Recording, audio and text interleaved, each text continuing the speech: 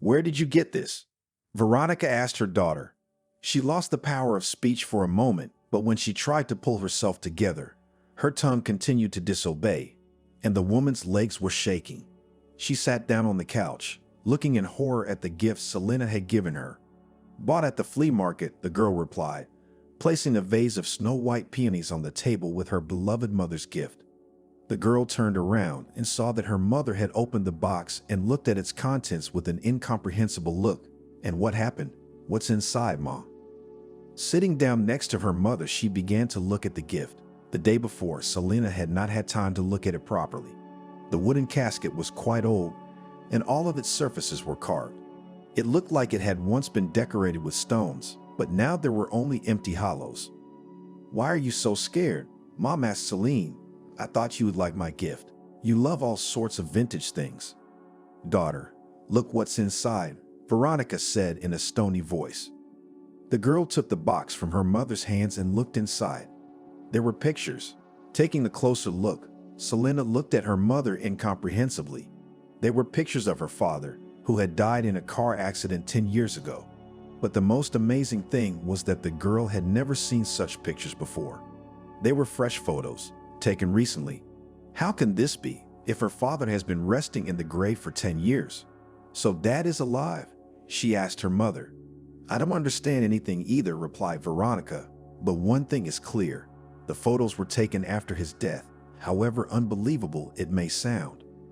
But I was at the funeral with you. I saw how the coffin with your father's body was lowered into the grave. How you cried. Throwing a clod of earth into the grave. How could he have gotten out of there and come back to life? We have to figure it all out, Mom said. And who did you buy it from? Selena told her mother how she walked from the institute the usual way through the bazaar, where the inhabitants were selling various junk. She was immersed in her thoughts, as it was the last academic year of the university. The institute was noisy. Students gathered in clusters in the corridors, sharing news and plans. Selena stood at the window with her friend Catherine and her boyfriend Ivan. She hadn't seen the young man all summer. He was away on a job. Selena and Evan had been friends since high school. As a boy, Evan fell in love with Selena and even enrolled in the same institute with her to always be close to her. Last year, he offered her to live together. Inherited from his grandmother, the guy got a small studio apartment. Housing could not be called very comfortable and prestigious, but the apartment was near the institute, and Selena's family lived on the outskirts, from which it took more than an hour to get there. But recently, they began to have frequent conflicts and misunderstandings. Evan became friends with guys and girls from the oil faculty. Most of them were from rich families, very well dressed, always had money. In an effort to fit in with his friends, Evan started working more than studying. Selena had to do his notes for him to solve problems. She reassured herself. Evan works so that we have something to live on. He does it all for our happiness and well-being. Selena herself took freelance orders, working online on an old laptop she bought off the shelf. Listen, when I left, you were wearing that sweater. The guy said to Selena, I came back. You're wearing it again. You couldn't buy yourself some new clothes over the summer. Selena tried to justify herself. She didn't like Evan saying such things in front of her friend.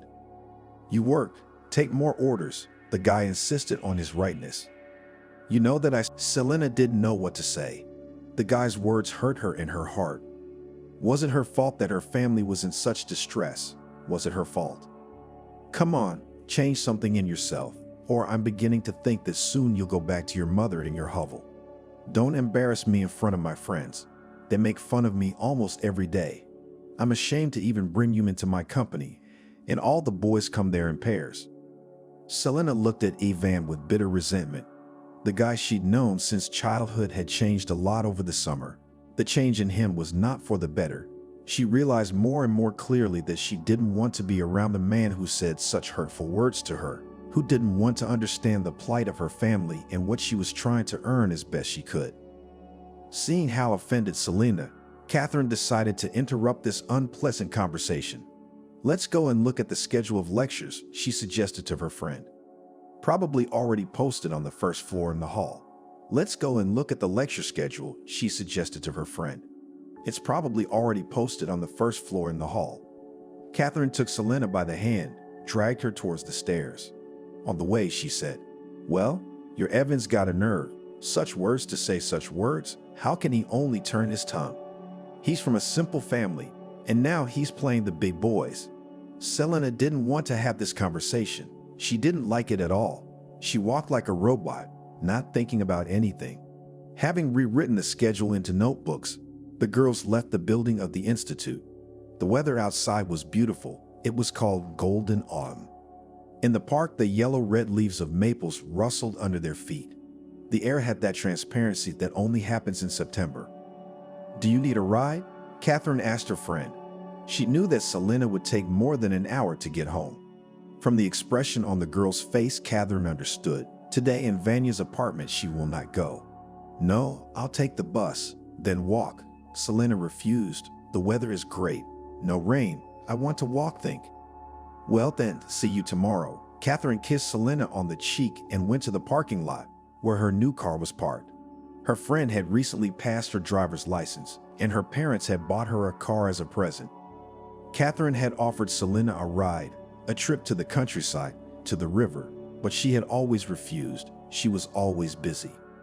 Selena walked down the street, unnoticeably approached a small bazaar where people were selling things, furniture, various household items. They were doing it for different reasons. Some people didn't need these things anymore, and others brought them to the flea market to get some money to live on. That's how almost all the things from their house ended up here. Mom sold something every day to feed her son and daughter. Dad died when the children were young. Selena had just started school in Harvey. "You didn't know, and now you know," one of the strangers said angrily. "So you have to pay it back, or do you want your children to disappear one day?" He looked meaningfully at Harvey, who was playing cards on the floor, and at Selena, who had come out of the kitchen at the noise. "Leave now," Mom said. "I barely had enough money to bury my husband, and I had to borrow. I have no money to pay my debts, especially since I didn't take anything from you personally." "It doesn't matter." The man approached Veronica, took her by the throat, breathing nastily in her face. "You'll pay it back like a sweetheart, otherwise we'll burn down your apartment." The frightened woman closed the door behind the strangers, sat down on the sofa, wrapping her arms around her head. She didn't know what to do. Lately, her husband had been missing all the time. Later, she learned that he plays cards in the casino. For these purposes, takes loans and borrows in dubious offices. "What are you doing?" Veronica said to her husband, "You're going to get us into the world." But Selena's father continued to play, again and again borrowed money, and then he died. The accident happened on a country highway. After examining the scene, the investigator told Veronica, "According to preliminary data, your husband failed to control himself on the slippery road from the rain, flew into the oncoming traffic lane. His car overturned several times and plummeted off the bridge into the river. The car was pulled out, but the man's body was not found. Most likely, he was swept away by the current. They searched for 2 months, but all was in vain. There was a sewage treatment plant downriver. If Veronica's husband's body had gotten there, it was impossible to find him. First, he was reported missing, and then they determined a different status, issuing documents that Selena's father had died. The first thing the girl's mother did when their apartment was left by the collectors, called the parking lot and asked if she could take her husband's car, which was there until the end of the investigation. She was allowed to do so. The mother sold the car for a small amount of money. When strange men came to their apartment again, she handed them a wad of bills. One of the strangers counted it and spoke through his teeth. "It's good that you tried to find money, but here is only the smallest part. Collect more, we'll be back soon. And don't you dare leave the city, we will still find you." The frightened woman put an ad in the newspaper to sell their country house. The cottage was in a great location and was expensive. Married, they built it together.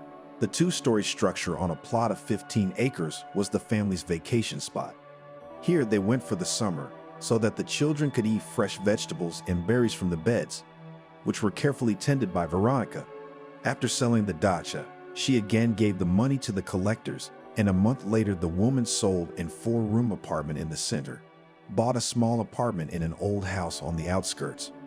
Only this money was not enough, so from the house were sold almost all things, including services, chandeliers, furniture, even was sold some clothes. But collectors again and again demanded money. Veronica's husband owed a fabulous amount. Sometimes the woman cried, "You lie there in the grave and do not puff, and we went to the world, completely without anything left. Soon we will have nothing to feed our children," she bitterly and resentfully addressed her husband who had passed away. Having found out that her husband was playing cards and borrowing money, she tried to stop him many times. "Stop going to the casino, it will not end well," but her husband did not listen to her. In the end, Veronica gave up on him.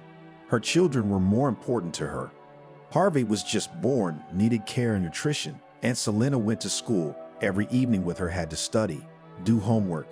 Selena's sad thoughts were interrupted by a squeaky female voice. "Girl, buy a jewelry box." The girl looked at the elderly woman who was holding out a handmade wooden item to her. "Why do I need it?" Selena asked. "You give it to the dearest person, and he will thank you for it." Selena didn't know what the old woman was talking about, but she remembered that today was her mother's anniversary. They were not going to celebrate. The family had no extra money for birthday celebrations.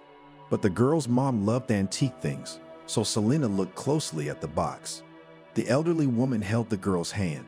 Her touch was unpleasant, chilled her heart, and goosebumps ran along her skin. Celine wanted to get rid of the grandmother as soon as possible. She sensed something scary in the old woman's eyes, something disturbing, inexplicable. She tried to pull her hand out, but the woman held it tightly. "This box will reveal a secret to you." What's she talking about? She's crazy, Selena thought. But the girl remembered how her mother had once stood on this spot and asked passersby to buy things from her. Maybe the grandmother has nothing to eat, so she carries things to the bazaar from home to get some money for food. Only this thought made Selena agree to buy the box. "All right," she said to the old woman, "but I don't have much money, and you must be asking a lot." "I'll take as much as you give me," she replied. The girl took out a purse from her purse, took out a few bills, and gave them to the grandmother. The woman gave her the box in return. "I didn't buy a present for my mom. I'll at least give her this box," Selena thought. On the way, she bought a bouquet of white peonies. Her mother loved these flowers that filled everything around her with their sweet fragrance. Listening to her daughter's story about the strange old woman, Veronica didn't understand what was going on. "Are you sure you've never seen this woman before?" she asked her daughter. "I'm sure I would have remembered her. She has a very expressive appearance," Selena convinced her mother. "She was a Baba Yaga, very unpleasant. I had a frost on my skin from her touch." "Mystical," her mother said thoughtfully. She took the pictures from the box again and looked at them. "I can't believe he's alive," Selena said. "Maybe it's a prank. Someone decided to get on our nerves by bringing us back to the past." "It's not about the past, look." Her mom handed her one of the pictures. "This house wasn't there when her father died. It was a vacant lot. You should remember it. We used to pass through it sometimes when we wanted to take a shortcut from school to home." Selena looked closer. Indeed, this house had not been here before, but her father was photographed in front of it. The man was well dressed, smiling at the photographer in the camera lens. "How so?" The girl did not understand. "He is alive and does not let his family know about it." Who did they bury in a grave in the cemetery then? Veronica and Selena sat pensively on the couch. Each was thinking about something different. The past often returns to people's lives, makes them remember old, already lost ties, makes adjustments to the present, but to resurrect the dead? That doesn't happen. However, they never saw their father dead. A coffin with his favorite things was lowered into the grave. They just had to pay tribute to the man, so that's what they did. This method of burial was insisted on by the father's mother, Selena's grandmother. Her son died. He is no longer alive, and I won't even have a place to go to the grave, she lamented, persuading Veronica to bury at least a coffin with his things. Suddenly, Harvey entered the room. "Why are you sitting there like water in your mouth?" he asked jokingly. His mother handed the boy a box of photographs. "What's this?" Harvey looked at the pictures. "That's my father." "And where did you get such pictures? I've never seen them before." "We haven't seen them either, son," said Veronica. "Selena had bought this box today at the flea market to give to me, and in it were fresh pictures of your father." "He's dead," the boy wondered. Apparently not, Selena said, very much alive and looking good. You guys look like crazy people right now. Selena's brother twisted his finger at his temple. He left the room, thinking that women were strange creatures and it was impossible to understand the logic of their thinking. Trying to distract herself from the strange thoughts, Veronica asked her daughter, "How are things at the Institute?" "Everything is fine, Mommy," the girl replied. Outside, the window began to darken, but she was not going to leave. It seemed strange to Veronica. Her daughter had been living with her childhood friend Ivan for a year. They sort of had a love affair, although Selena's mom had never liked the guy. She was always haunted by the feeling that at the first chance he would betray her daughter, hurt her. After what her husband had done, Veronica no longer believed in the decency of men, considered them all scoundrels. Nor did she believe Evan when he told her that he wanted to be together with Selena, to build a family together. "I don't want to pressure you," Veronica told her daughter, "but Evan is slippery, unreliable. So he seems to love me." Selena tried to argue uncertainly with her mother. "Time will tell whether he loves you or not," the woman said wisely. She drew on her own experience. She had once thought her husband loved her too. But after what he had done to them, after his family had fallen into debt, she had not tried to look for good qualities in men. That's why she never married again. And when did she have time to look for suitors? All her worries were only about how to feed her children and what to dress them in. After her husband died, Veronica had to take 3 jobs. Collectors constantly came to their miserable apartment, bought to replace a large 4-room apartment, demanding money. Fearing for her life and the lives of her children, Veronica saved on everything to put money aside to pay off her husband's debts. But no matter how much she paid, the interest accrued again and again. The amount of the debt almost never decreased. "I'll stay with you tonight," Selena said. "I have a lot of things to think about in peace." "Of course, my daughter." Her mother hugged her. "This is your home too. Is something wrong?" In Veronica's eyes there was concern for her daughter. She was proud of her. The girl studied and worked part-time, not a penny from her mother. But now she was worried about something. With Vanya quarreled, shared with her mother Selena, he has recently become some kind of alien or something. "I do not want to moralize," said her mother, "but I assume that long together you will not be. You're a kind girl though, and when your Evan comes to apologize, you'll melt. You'll go back to him." "I'm not so sure about that," Selena said, putting the pictures of her father back in the box. "Why waste time with a man who doesn't appreciate you?" Veronica thought she had raised not only a beautiful and kind daughter, but also a great smart girl. Selena, indeed, was judicious, always thinking over every step. The girl put the box on the trumeau, thought that it was necessary to sort it all out properly. She went to the pantry, took out a cot from there, made herself a sleeping place in the small kitchen. "It's so nice to be in my own home with my loved ones," she thought as she drifted off to sleep. Selena's room had long been occupied by Harvey, and her mother slept on the couch in the hall, so there was no other place to spread out but the kitchen. At night, Selena dreamed of a strange old woman from the flea market. She grabbed her by the arm, laughed loudly, and said, "You'll learn the secret of your father. It will be easier on the soul and life will get better." The girl was awakened by the ringing of the cell phone. It was Evan. Without even saying hello, he shouted into the receiver, "Where are you? Why didn't you come home? I woke up in the night and you weren't there. I was at my mom's, and this is your house, not mine." Selena replied in a sleepy voice. She thought that Evan found her absence in the night, but didn't even try to find out where his girlfriend was. What if something happened to her? What if she was in trouble? He slept peacefully through the morning, and now he's calling trying to make her look guilty. Selena sat up on the cot. "Come on, don't be stupid. Come back," the guy said insistently. "I realize I said some unpleasant things to you, but am I wrong? You've really turned into a gray moth. Shall I come get you?" "No, you don't have to come," Selena said, "and don't call again." "Fuck you." She heard the voice of an angry Vanya. The girl realized that this is not a time out to make an important decision, to take a break in the relationship. This is a breakup. She doesn't want to be around Ivan anymore, doesn't want to listen to his insults, doesn't want to be a gray moth. She was more preoccupied with other thoughts right now. Selena wanted to understand if her father was really alive. However, she almost didn't doubt it anymore.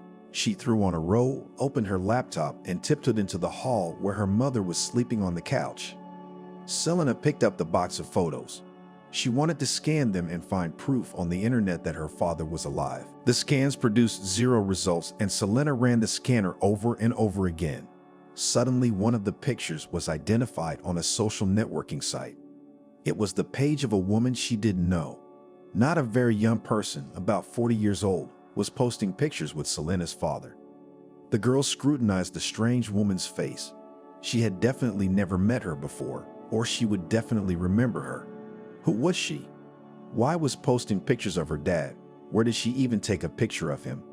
Veronica entered the kitchen. Already awake, daughter? Good morning. The woman put the kettle on the stove, lit the gas, collect the cot, and I'll make breakfast. Harvey has second period today. When are you going to the institute? I have to be home by second period, Mom, Selena answered, folding the bedding neatly and putting the cot in the closet. There was no hurry. She could eat breakfast in peace, especially since she had already missed her mother's cheesecakes with sour cream. Veronica set the table and poured tea into cups. Harvey, who had fallen asleep, rubbed his eyes and sat down on a stool, reaching for a plate of cheesecakes. Go wash up first, his mother said. Later, waved the boy away. Veronica looked at him sternly, and the son had no choice but to wander into the bathroom. How did you sleep, Selena? Mom asked the girl. Not very well, she answered. She dreamt about that woman from the market all night. What a creepy old woman she is. In my dreams, she kept telling me about some secret. Selena told her mother that she found a page of a strange woman in social networks, that she put there photos of her father. The girl turned the laptop so that her mom could look at the screen. The woman gazed at the different pictures, flipping through the page. I've never seen this woman, she said thoughtfully. I certainly don't know her, and I've never seen my father before. Who is that? And I don't know, Mom, answered her daughter, but I'm determined to find out. Otherwise, I won't be able to sleep well. And maybe you shouldn't. Try to persuade Selena, mother. For us, he's dead. And if it's not so, then why did he not show up? Maybe he was threatened because of his debts. He was afraid of being killed. Veronica felt her resentment and anger at her husband boiling up in her. He was alive, but he made me a widow and put me in debt. You remember how hard it was for us then, how we were deprived of a good home, a country house, how for days we ate rye bread and chowder, which had not a gram of fat, because there was nothing to buy meat with. Veronica broke apart. Sad memories came over her. Every time the bell rang in the apartment, she flinched, afraid that they would be killed or that her children would be taken away from her. Often the debt collectors came when Mom was at work. They would ring the doorbell, and Selena would grab little Harvey, hold him with one hand, and with the other she would clamp her mouth shut so he wouldn't scream, so that the strange men would think no one was home. For several years, while the mother paid off her late husband's debts, the children did not know what candy was. She had nothing to buy clothes for her son and daughter. At night, the woman sewed on an old sewing machine, restitching some clothes to dress the children. Selena did not know what beautiful dresses and heeled shoes were, and Harvey was constantly teased by the boys in the yard.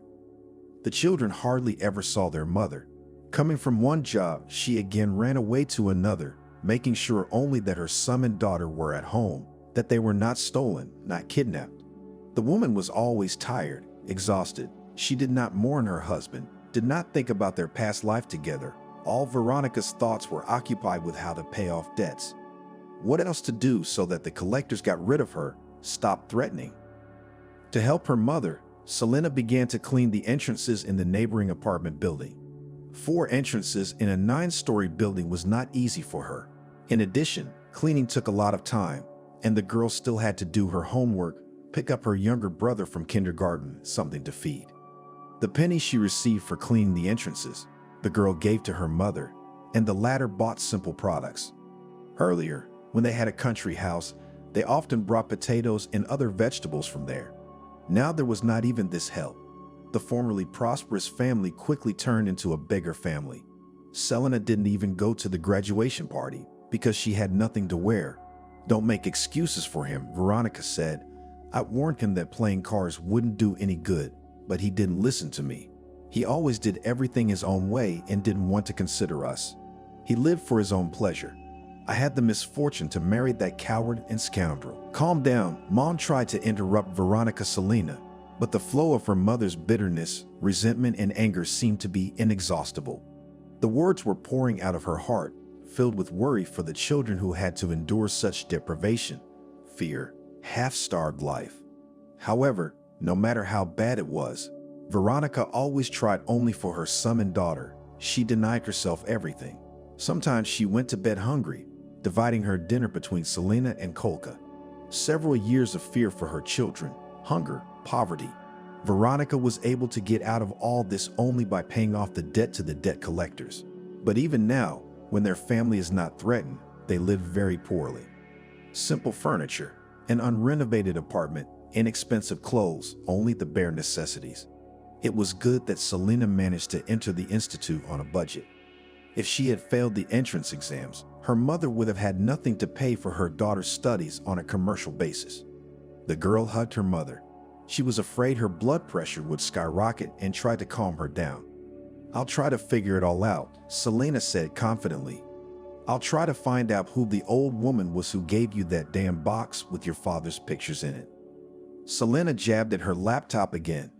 "We need to geolocate, find out where the pictures were taken," she thought. The girl was looking at a photo in the gallery on the page of a strange woman. Here she was standing next to a large, luxurious two-story cottage. It was obvious that the woman was not poor. She was wearing fashionable clothes, beautifully styled hair with the effect of lamination. In the background was visible plot of land with a pool and a gazebo, buried in rose bushes. It turns out that her father accumulated debts, realized that her mother would not help him, faked his death and went to live with a rich woman. Selena's head began to form a logical chain that seemed unbelievable in its meanness. "It turns out so," agreed her mother, finishing the dishes after breakfast. Suddenly, Selena's laptop gave out a geolocation. It turned out that the house the beautiful woman had been photographed next to was 3 hours away from their town by train. "I'll have to go there. It's the only way I can find out something about my father. Find him and look him in the eye," Selena thought. She wrote down the address on a piece of paper, closed her laptop, and started to get ready for the institute. Leaving the house, she walked the same way, hoping to meet the old woman at the flea market. But the Baka, who looked like Baba Yaga, was nowhere to be found. Between lectures, Selena told about everything that happened yesterday to her friend Ekaterina. She listened without interrupting, and then said, "You do not worry. I myself was shocked yesterday from the way Evan treats you. I thought you were in love, but in reality, he's just using you and humiliating you. Sure, he likes it when he comes home to a hot dinner and at night, he gets his share of female affection. But a real man should not only receive, but also give. Your Evan is not one of those real men." As for the story with the box, Catherine did not know how to support her friend. Told by her, really was incredible, seemed unreal. "I thought such stories only in the sick brain directors of various melodramas are born," smiled sadly Catherine. "But apparently, and in life happens something that cannot be explained. We must try to find out all the facts," began to share his plan. Selena once again thanked her friend for her participation. The girls kissed on the cheek and parted. Right from the institute, Selena went to the train station. She bought a ticket and went to the platform. The girl was worried. She couldn't stop thinking about what she would say to the strange woman from the rich house. Selena tried to mentally talk through everything that had accumulated, built a dialogue with the stranger, assumed her answers to the questions that worried Selena. Immersed in her thoughts, she'd almost passed the desired station. Stepping onto the platform, the girl looked around. Apparently, it was a cottage village, because the settlement did not look like a village or a hamlet. She approached a man with a suitcase and asked for directions to the street, the name of which was written on a piece of paper. "Sorry, girl." The man shook his head. "I'm not from around here. I was visiting, so I can't help you." Selena walked away from the station building towards the houses on the first street she could find. Suddenly, she remembered that in her smartphone, she could download a map of the village and find the desired address. The girl sat down on a bench next to a store and started looking for the coordinates in her phone. It turned out that the house she needed was at the other end of the village. Selena walked down the street again. Despite the map she was looking at on her smartphone, she was still lost. There was no way she could figure out where she was. When she saw a woman with a stroller walking towards her, she decided to ask for help. "Hello, can you tell me how to get to this address?" She addressed the young mother. The woman stopped, still rocking the stroller, looked at the leaf. "It is very close," she said, showing the direction with her hand. "Go straight, then turn right and to the end of the street." "Thank you," Selena thanked her. After a while, she found herself at the right house. The girl recognized it. It was exactly the same as in the picture. The entrance to the plot was blocked by a high, massive gate with forged elements, and next to it was a wicket. The girl rang the bell. A beautiful woman came out of the house. From the expression on her face, Selena realized that the stranger was not very happy to see the guest. "Who are you and what do you want?" The woman began to say, "If you are going to sell me a vacuum cleaner or a toaster, go straight away. Go from day to day, no peace. Normal people do not buy anything from such passable, is not it clear? There are stores and marketplaces for shopping, and you're all wandering around the house, disturbing them with your visits." "I'm sorry," Selena interrupted her. "I'm not selling anything. Don't swear, please, and I'm sorry again for bothering you." She pulled out the photo she had taken from the wooden box, handing the woman one of the pictures. "I need to know what your connection is to this man." The girl spoke up. The woman took the photograph in her hands, looked at the image carefully. It was clear from her face that she knew him. "And why should I tell you anything?" she asked. "Who are you anyway?" "The thing is, the picture is of my father. He died tragically 10 years ago." "Dead, you say?" The woman was surprised. "But I think he's alive and doing very well." "So you know him?" Selena asked. The woman opened the gate wide and gestured for the girl to come in. "Let's go into the house." Selena followed the stranger, her heart racing. A few more minutes and she would know everything about her father. Maybe then she could understand why he had acted so shamelessly to this family, why he had made her mother suffer, abandoned her son and daughter. The woman led Selena into the house. They entered the large kitchen. What a setting, Selena thought to herself. Looking at the luxurious kitchen set, the bar counter with high chairs, outlandish appliances. "You sit down wherever you feel comfortable," the woman said, "and I'll make some coffee. Do you want coffee or tea?" "Coffee is fine," Selena replied modestly. "My name is Emma," said the woman, pouring the beans into the tank of the coffee machine. "I'm Selena. In the picture is my father. His name was Victor." "I've heard that before. You don't have to repeat it." The girl was silent, waiting for Emma to say something about her father. But the woman silently took out cups from the cupboard, preparing a flavorful drink. "When did you say your father died?" She finally spoke. 10 years ago, he was in a car accident. We buried him in a closed coffin, putting there only things. They never found the body." "Where did you get those pictures?" Emma asked. "The pictures came to me by accident. I bought the box at the market from an old woman, not because I liked it, but because she begged me to. And I thought maybe she didn't have enough money for food," Selena told me. She was silent for a while, then said in a quiet voice, "When my father died, my mother also stood at the flea market and sold things, because my brother and I had nothing to feed. I met Victor also about 10 years ago." Selena began her story. "He seemed very lonely to me. I had just divorced my husband. I needed companionship. I wanted to distract myself from the memories of separation. And then Victor came along. He seemed calm and balanced, not like my ex-husband, who regularly beat me. Because of his beatings, I can't have children now." "That's terrible," Selena said. The girl herself thought that it was true. Her father was alive, and he knew Emma. That was the key to the mystery Selena wanted to solve. "We started dating Victor," Emma continued, "and with him I forgot about the divorce and my abuser husband. Victor never laid a hand on me. We lived in my apartment downtown. I have a large apartment, combined from 2 on the same stairwell. But Victor kept insisting that we buy a country house, somewhere away from the city. It seemed noisy and dirty to him, you see. Of course, he wanted to go far away so he wouldn't accidentally run into our mom or his kids somewhere," Selena thought. "And you bought this house?" she asked Emma. Yes, my father is not the last man in our region. He holds a very good position. I borrowed money from him. Notice, she said, a very large sum of money. That's when we bought this house, started living here. My apartment in the city was still empty. I did not want to sell it, and it is very expensive. It is not easy to find a buyer in a provincial city. You drink coffee.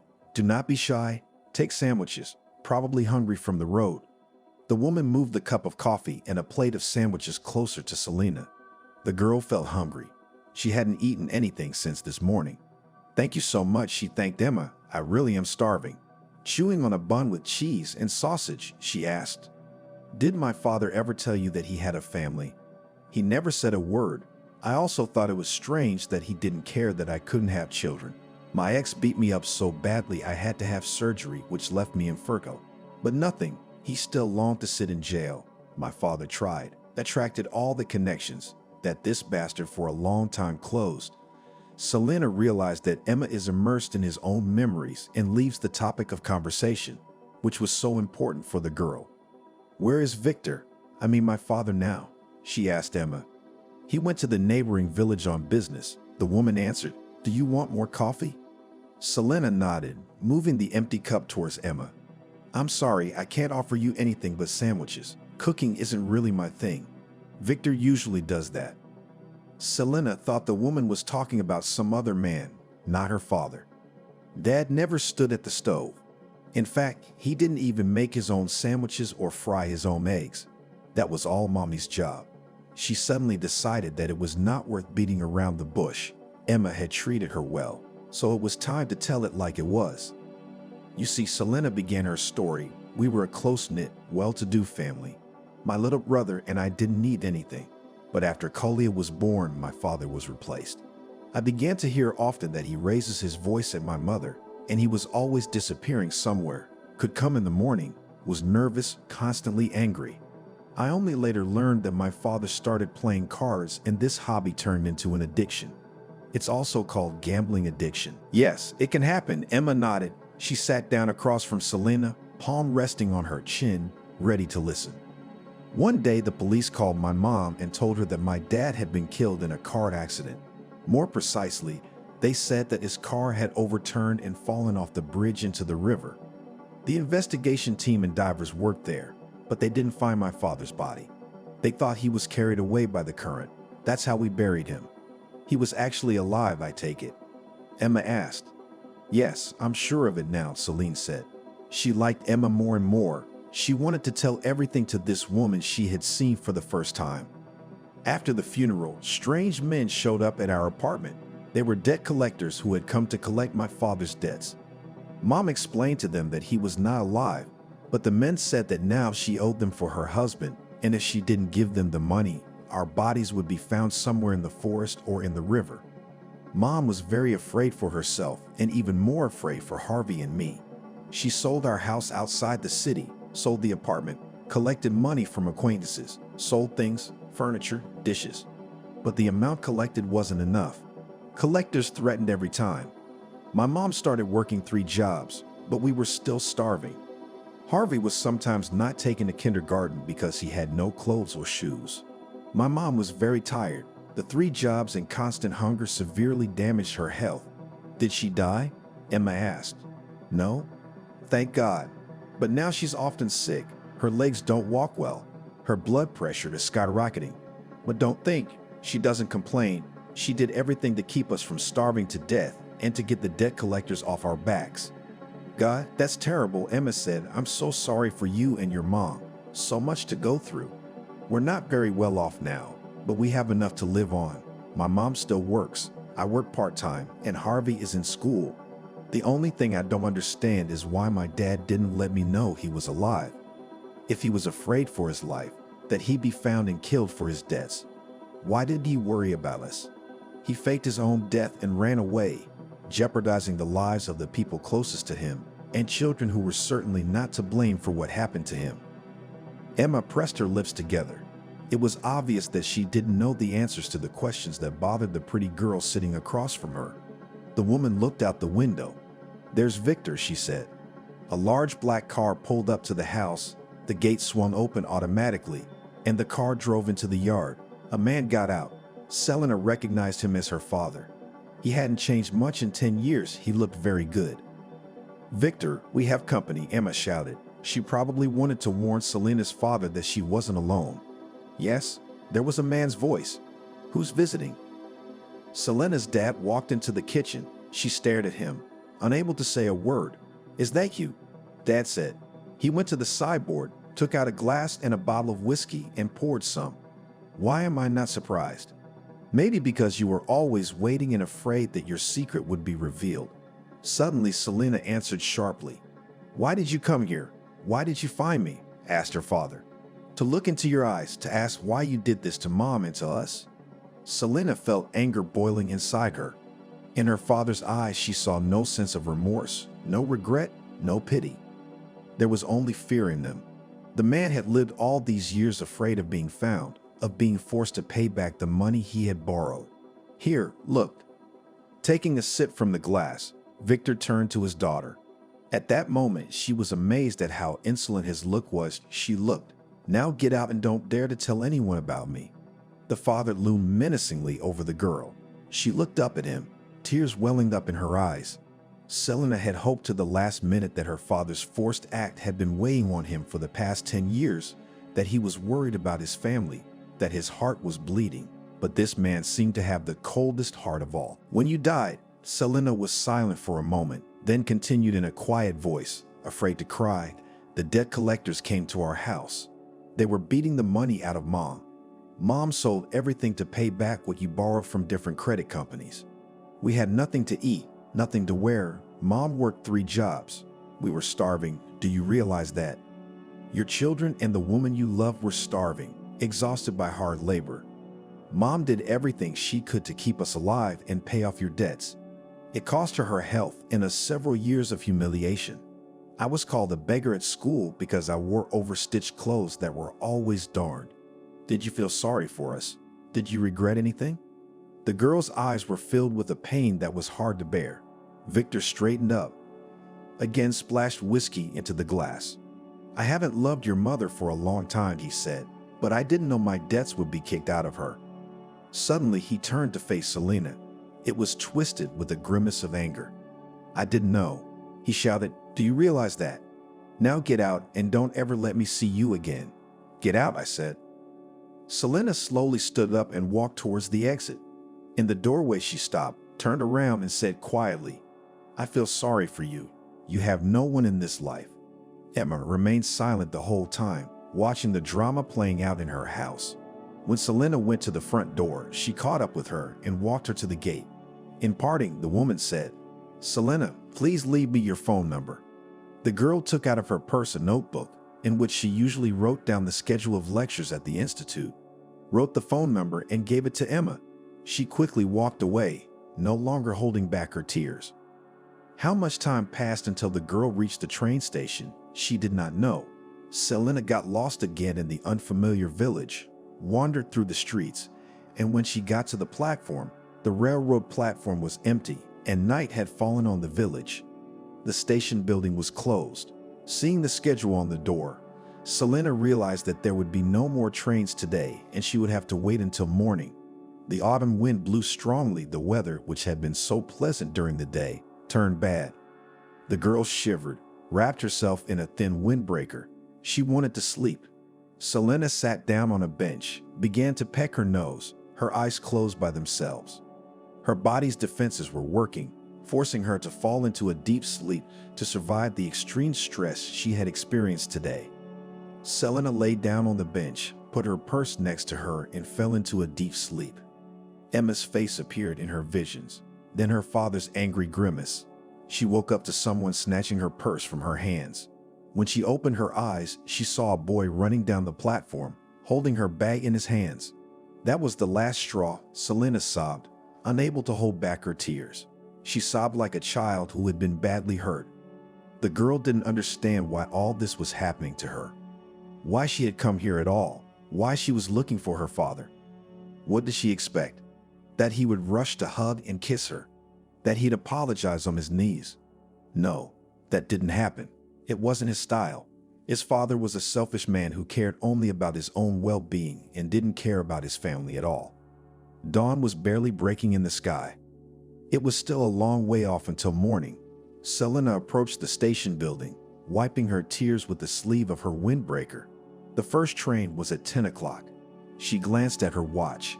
It showed 4 in the morning. Sitting at the station was pointless. The money for the ticket was left in the purse the boy had stolen. After thinking for a while, Selena took her cell phone out of her pocket and dialed Catherine's number. She picked up the phone surprisingly quickly. "Catherine, sorry to wake you up." Selena began to speak. "What happened? Why are you calling so early? Where are you?" "Worried friend. I'm in the village that the navigator pointed me to at the train station." Selena's voice suddenly snapped and she sobbed again. "Selena, calm down. Tell everything in order." Catherine was very worried about her friend. She was waiting for her to call in the evening and tell the news about her father, but there was no call. "My bag was stolen, and there is money for the return ticket." Calming down, complained the girl. "So everything will be fine," assured her friend. "Send me the coordinates. I'm on my way to you." "But you don't go anywhere, you hear? Don't go anywhere." "Okay," Selena replied. "I'll be waiting here on the bench on the platform. I'm on my way. Hang in there. I'll try to be quick," said her friend and disconnected. The girl leaned back on the bench. Everything that had happened to her yesterday seemed like a nightmare, a terrible dream. She waited for Katerina, occasionally glancing at her watch. 3 hours later, a red car appeared in the parking lot near the railway station. Selena's friend ran out of it. She hugged her, stroking her hair, saying, "It's all right now, don't worry." Whether from the stress she had experienced or from the cold, Selena was shivering. Noticing this, Catherine quickly led her friend to the car. "Sit down," she said, and herself pulled out of the Trump plush plate, covered Selena well that I took a thermos with hot tea. Though while rumbling in the kitchen, Mother woke up, and she began to grumble in her sleep that I at night wandered here and there. Catherine said something without a word, and her words echoed somewhere far away. "Oh, let's go home." Finally sat down behind the wheel, Catherine. "We will not hurry, let's go quietly." Here I was flying like crazy. It's good at least the roads are empty, and that I still do not know how to overtake normally. The car started and drove down the street toward the exit from the village. The girls were silent. Catherine realized that now is not the time for questioning. She kept thinking what horror Selena must have experienced, seeing her father, whom she thought was dead. Suddenly, Selena began to sob loudly and then cried again. Without saying anything, Catherine stopped the car, pulling to the curb. She remained silent, looking out the windshield, realizing that her friend just needed to cry.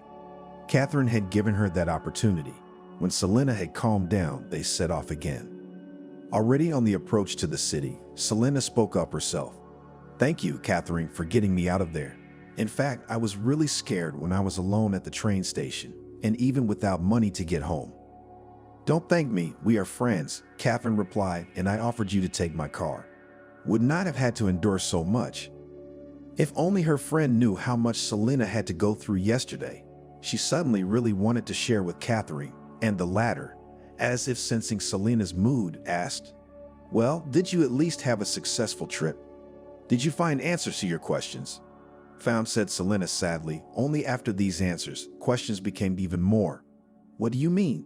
"Don't talk in riddles. Rebuses are not my thing." Catherine looked at her friend carefully, then moved her gaze to the road. "Have you seen your father? He is not really dead. Alive and well and even feels very good," said Selena. "He lives in a luxurious house with a beautiful woman, drives an expensive car, does not give a shit that his family almost starved to death because of his debts." "No way," stretched out her friend. Selena briefly told her everything that had happened yesterday about Emma and her father, and how he'd driven her away. "I didn't think people could be so cruel to their loved ones," Catherine muttered. "You're his children." "Apparently they can," Selena replied in a philosophical tone. They had already arrived at her house. It was time to say goodbye. "Katusha, tell the Institute that I feel bad, that I'm sick," asked Selena and Katerina. "Sure, don't even worry." The friends said goodbye and Selena wandered to her entrance. She wanted to take a hot shower and go to bed. Her mom was already awake. Seeing her daughter exhausted by a sleepless night and nervousness, she straightened her couch in the hall. When the girl came out of the bathroom, the woman did not question her about anything, silently went out and closed the door to the room so that Harvey, who had woken up, would not wake up her sister. Veronica also found out something. She did not sit idly by and try to find the old woman who had sold her daughter a box of photographs. She suspected that her dead husband's brother, Oliver, might have known about the old woman. After walking Harvey to school, the woman began to make soup, trying not to make any noise so as not to wake her daughter. She realized from the look on Selena's face that a lot had happened to her yesterday, so they would have something to talk about when her daughter woke up. Selena woke up in the afternoon. From the kitchen came Colia's voice. "I don't want soup. Refuse to eat lunch, boy." He studied in the first shift and had already returned from school, had to make cutlets with pasta. "Come on, eat," trying to speak quietly, ordered his mother. "In the evening, I'll make you cutlets with pasta, and now eat soup. You've been starving all day, shaking your empty guts. You didn't eat in the school cafeteria again, did you? It's not good there." Selena's brother continued to whine unhappily. The girl took a robe from the back of the chair, threw it on, went to the kitchen. Very hungry to eat, and the aroma of chicken broth even more caused hungry salivation. "Good morning, everyone." Forgetting that she had already slept through lunch, Selena said. "What a morning," Harvey said indignantly. "Where have you been all night? Were you running to your beloved Avon again?" "No, I wasn't." Harvey jokingly slapped her brother on the forehead. "Chew on that and go to your room. Mom and I need to have a serious talk. Our conversation is not for children's ears." "Oh, found a child." Harvey considered himself all grown up and didn't like it when his sister pointed out that he was much younger than her. When he left, Veronica closed the door to the kitchen and sat down at the table with her daughter. Selena could see that her mother was waiting for news from her, but didn't know how to begin to tell her about the nightmare she had experienced yesterday in the unfamiliar village. Seeing her daughter's confusion, Veronica began her story. "When you left for the institute," said the woman, "I went to the flea market. According to the signs you described, I started looking for the old woman. While I was looking for her, I thought, just show your face to me, I'll shake your soul out of you. But I'll know everything about my dead husband." So I was walking, and I saw Victor's brother standing there talking to some gnarled old woman. He shoved money into her hands, and he went to the exit of the bazaar with quick steps. I rushed after him. Why? Selena didn't understand. Uncle Oliver had never been on good terms with her father. They were always quarreling, and her paternal grandmother had always loved Victor more than Oliver. The girl looked at her mother incomprehensively. "I wouldn't even talk to him. Knowing our situation, he wouldn't even help us with a penny or a piece of bread. And he couldn't have known that we were being drained of our father's debts." "He didn't know," Veronica continued. "So I caught up with him, shouting, 'Oliver, wait, stop.' He turned around, recognized me, and wasn't surprised to see me. I asked him who the woman he was talking to was, and also what he'd given her the money for. Then Oliver said it was time to tell me all about my husband and invited me to the cafe. Oliver was the eldest in the family. Besides him, there was Victor, who was 3 years younger, and his sister Natalie, the youngest. The children had never been friendly with each other. In childhood, they constantly quarreled, taking away each other's toys, bicycles, and sweets. As they grew up, they started fighting over money. Oliver knew that his mother, Veronica's mother-in-law, was always helping Victor with money, giving it to him without asking him to give it back. To her eldest son, however, his mother gave nothing. He worked hard and independently built a house for his family. When Oliver learned about the death of his brother, he was very worried. Despite the fact that they were friends, never talked heart to heart, never spent time together, such an early and tragic death Oliver would not have wished an enemy. He sincerely mourned his brother in the cemetery, supported his mother, who killed with grief, all the time trying to lie on the grave, shouting, "Take me with you, son." I felt sorry for Oliver and the family of his dead brother. They saw each other rarely. He almost did not know Victor's children and did not communicate with his wife. With his brother, they were like strangers. That's why Oliver didn't go to Veronica after the funeral, just as he didn't go while his brother was alive. Twice a year, he went to his brother's grave on the date of his death and on Victor's birthday. He often met his mother and sister at the grave. One day he happened to overhear their conversation. The women thought the man could not hear. He was going through something in the trunk of his car. Oliver, indeed, did not hear everything, but the essence of the conversation. He realized that Victor had not died at all, but had simply faked his death to hide from the debt collectors, who were shaking money out of him and threatening him with death. Victor had thought it all through. Victor's mother told her youngest daughter, "It's scary to think what would have happened to him if we hadn't helped him fake the accident. Those bandits would probably have killed him already." "Yes, Mom, it's good that he's safe now," answered the daughter. "When was the last time you saw him?" 2 months ago," answered the woman. "We met secretly at the train station. We can't let anyone know Victor is alive, or they'll be looking for him again." Oliver got a chill inside. He'd never felt much warmth for his mother and sister, but to realize they were such complete hypocrites was beyond him. He approached the women and asked one single question. "So the brother didn't die in the car accident then?" Mother and daughter were confused. Oliver's mother was the first to pull herself together. "What are you talking nonsense, son?" she ranted. "There he is, lying breathless in the grave. Our Victor is dead, gone prematurely in the prime of life, and we can only mourn him and carry flowers to this grave." "Enough, Mother," Oliver interrupted her. "I've heard everything. You just said you met him 2 months ago at the train station." "You misunderstood, Oliver." The mother tried to justify herself. "I didn't meet him." At this point, the sister entered the conversation. "Mom, maybe you should stop hiding from Oliver that Victor is alive. He's still his own brother." "Yes, so dear that they fought every day, did not give each other hands." The woman was indignant and angry, and Oliver would be the first to give his brother to the collectors. "You think badly of me, Mom," the man said, turned away, hurried to his car. He realized that all these years his relatives deceived him, did not trust the secret, and he, like a fool, went to his brother's grave, put it in order, put a stone monument and a fence on his own money. Oliver thought that even if they quarreled when he was alive, he would make sure that his brother's burial place looked decent. "Did you believe him, Mom?" Selena asked Veronica. It seemed unreal to her, what Uncle Oliver said. "And you remember how grandmother had killed herself at the funeral, how she yelled at the cemetery, 'Son, take me with you to the grave.'"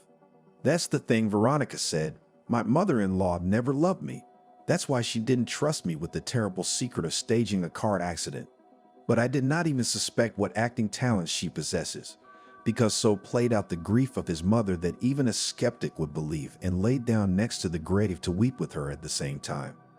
That's right. Celine supported her mother. She remembered that day well and had not yet forgotten how his grandmother was writhing on her son's grave. So, Veronica continued, Oliver kept the news that his brother was alive for a long time, but it kept him awake. He started coming home to his mother's house more often to find any clues, to try to grasp at something that would lead him to his brother. He wanted to tell them what was going on in our family, how poor we were, how we were in debt. One day, Oliver noticed that his mother was going somewhere. In the hallway was a densely packed bag, closed tightly with a zipper. Oliver followed her and saw her meeting Victor in the park. He couldn't believe his eyes for a long time. His brother looked quite healthy, even a little better. When mother and son said goodbye, Oliver followed his brother and tracked down where he lived. He couldn't resist going up to him and saying something nasty. Oliver resented the fact that Victor had the conscience to deceive everyone, while he lived in a beautiful house. A few days later, Oliver came to the village again, bringing his camera with him. He took a few pictures. In his heart, Oliver wanted to take revenge on his brother and show the pictures to his wife, but he didn't dare to do it. He's a coward like Victor, a hypocrite like their mother, Veronica said, but the apple doesn't fall far from the tree. And they also say that oranges don't come from aspens. Selena agreed with her mother. Yeah, that's right. Oliver preferred, like his relatives, to shift responsibility to other people, continuing to tell. Veronica poured tea for her daughter, moved the vase with jam. They all used to do everything by the hands of others. He couldn't wait to tell me that I wasn't a widow, but he was afraid. So he hired that old woman. He watched our family, knew almost everything about our lives. He knew which way you went to the bus stop to get to the institute and which way you came back. But he wanted to show me the pictures first. Oliver would pay an old woman to hit on me on the street under the guise of a psychic.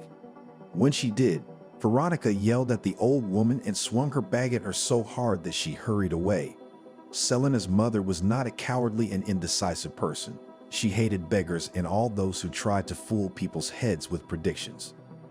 Oliver's attempt failed, then he decided to act through Selena. The old woman caught up with you and handed you the damn box, and you bought it from her out of the goodness of your heart, thinking she couldn't afford to buy food. Yes, that's what I thought, Selena confirmed. I remember hunger. I always feel sorry for people who are in trouble. Your kind heart is the reason why this box of pictures appeared in our house. That's the whole story, and then you can tell me the rest. Wait, Mom, interrupted her daughter, but Uncle Oliver, he's what? And that Uncle Oliver, he apologized to me for a long time. He said that he himself knew nothing, that if that accidentally overheard conversation, he would still consider his brother dead. Realizing that the conversation will now continue, and it will be long, Veronica again put the kettle on the stove to heat. He hated his brother, always wanted to hurt him. By revealing this terrible secret to us, he has his own agenda first and foremost. Oliver wants us to tell the police and the debt collectors that your father's alive. That's gonna hurt Victor, and it's not like Oliver had anything to do with it. I'm telling you, the whole family are cowards who can't solve their own problems. Do you believe that Uncle Oliver didn't know? The girl asked. 50-50, the mother replied, and I wouldn't be surprised if he's lying, if they were all working together on a plan to stage Victor's death. Oliver's just afraid to admit it. Mom, I feel like this isn't happening to us, like we're watching a movie. Unfortunately, we are, daughter. Selena shook her head. In turn, Selena also spoke about the information she had received. She told her mother how she had met Emma, her father's new wife. She didn't immediately understand me. At first, she thought I was one of those salesmen who go door to door and offer to buy all sorts of nonsense, Selena said. But then she invited me in and even fed me. She must be a good woman, Veronica said. But I didn't recognize my father. I saw nothing but coldness and anger in his gaze. Just imagine, he just chased me out of the house, threw me out the door like a kitten. Veronica's heart ached. She could imagine how her daughter felt. Her own father, who she had lost in childhood, for whom she had suffered so much, did not even ask her how she lived, how she finished school, how she entered the institute. What is going on in the fate of his daughter? And after all, she is his own blood, his first child. Veronica loved her children very much. With every cell of her body, she felt when they were bad, when they suffered, and also suffered with them. She would never have let anyone hurt Lara or Harvey, but there was a mean man who didn't care about the children at all. She didn't know what to say to Selena, and she hesitated for a moment, then said quietly but firmly, "And you kick him out of your memory, just as he chased you out of the door. Forget about him, daughter. Maybe that will make life easier." "I will, Mom," Selena promised. The next day she went to the institute. It was the last year of her studies, the most important. Selena hoped to graduate with a red diploma, so she took her studies seriously. Evan was waiting for her at the entrance. "Hi," as if nothing had happened, said the guy. "Hello," the girl answered him. Selena stopped fooling around. "Come on, come back to my place." The girl looked at him and slowly walked towards the institute. Evan followed her. Evan tried to take her hand, but Selena pulled it away. "Put it in her pocket. Don't fool around, Selena. After the institute, I'll help you to bring back the things you took. We'll live like before. I'm bored without you, do you understand?" Suddenly, the guy changed his tone, and in general, "I come home to eat nothing to eat. The room is a mess. Things clean and ironed soon will not be left at all, in what I will go to lectures and to friends." He's not even trying to apologize, Selena thought. The guy didn't think he'd offended her at all, showing his not-so-facetious side. "I'm not going back, Evan," she muttered. The girl stopped and looked into Evan's eyes. "You know, I've realized a lot in the last few days. You are not capable of love. It is more important for you to use people to make your own life comfortable. I don't meet such a person. Sooner or later you will betray me, and I don't want that." Selena walked down the path, opened the door to the institute building, and hid behind it. "Go to hell," Evan cursed angrily. After the lectures, Catherine and Selena went to the park. There was a small summer cafe where the girls liked to drink coffee and eat ice cream. Despite the fact that it was September, the cafe had not closed yet. The weather was perfect, sunny and warm. Selena really liked the way the park looked in September. It was completely immersed in the gold of the fall leaves. Rustling underfoot, they had a soothing effect on the girl. Sitting at a table in the cafe and waiting for their order, the friends talked quietly. "What are you and Mom now going to do?" asked Catherine. "Nothing," answered Selena. "We will live as we lived. This year I will have to work more part-time, but I will manage. I will get a diploma and go to work on a permanent job. Life will be more stable." "Don't you want to take revenge on your father for all the grief he caused you?" "No, this is not a solution. To resemble scoundrels, hypocrites is not on the method," smiled Selena. "And Evan, what did you decide with him?" "Did not restrain, did not stop asking questions, Catherine." "With Evan we parted," answered the friend, feeling how from these aloud-spoken words she becomes easier on the soul. "You see, Catherine, Evan does not need me. He needs a nanny and a lover in one person. And I still want to be happy myself. Maybe I'll meet a man who will love me for real, will care, not insult me. Evan couldn't even break up properly. He insulted me again and sent me to hell. He didn't even realize that I could live perfectly well without him." The friends talked for a long time, but time was running out and we had to break up. I'll give you a ride home," Catherine offered. "No, thank you, dear. I want to walk," Selena refused. She went to the bus stop. Walking through the place where the old woman sold her a box of photographs, the girl noticed a familiar figure. She leisurely approached the old woman. "Hello," Selena said with a smile.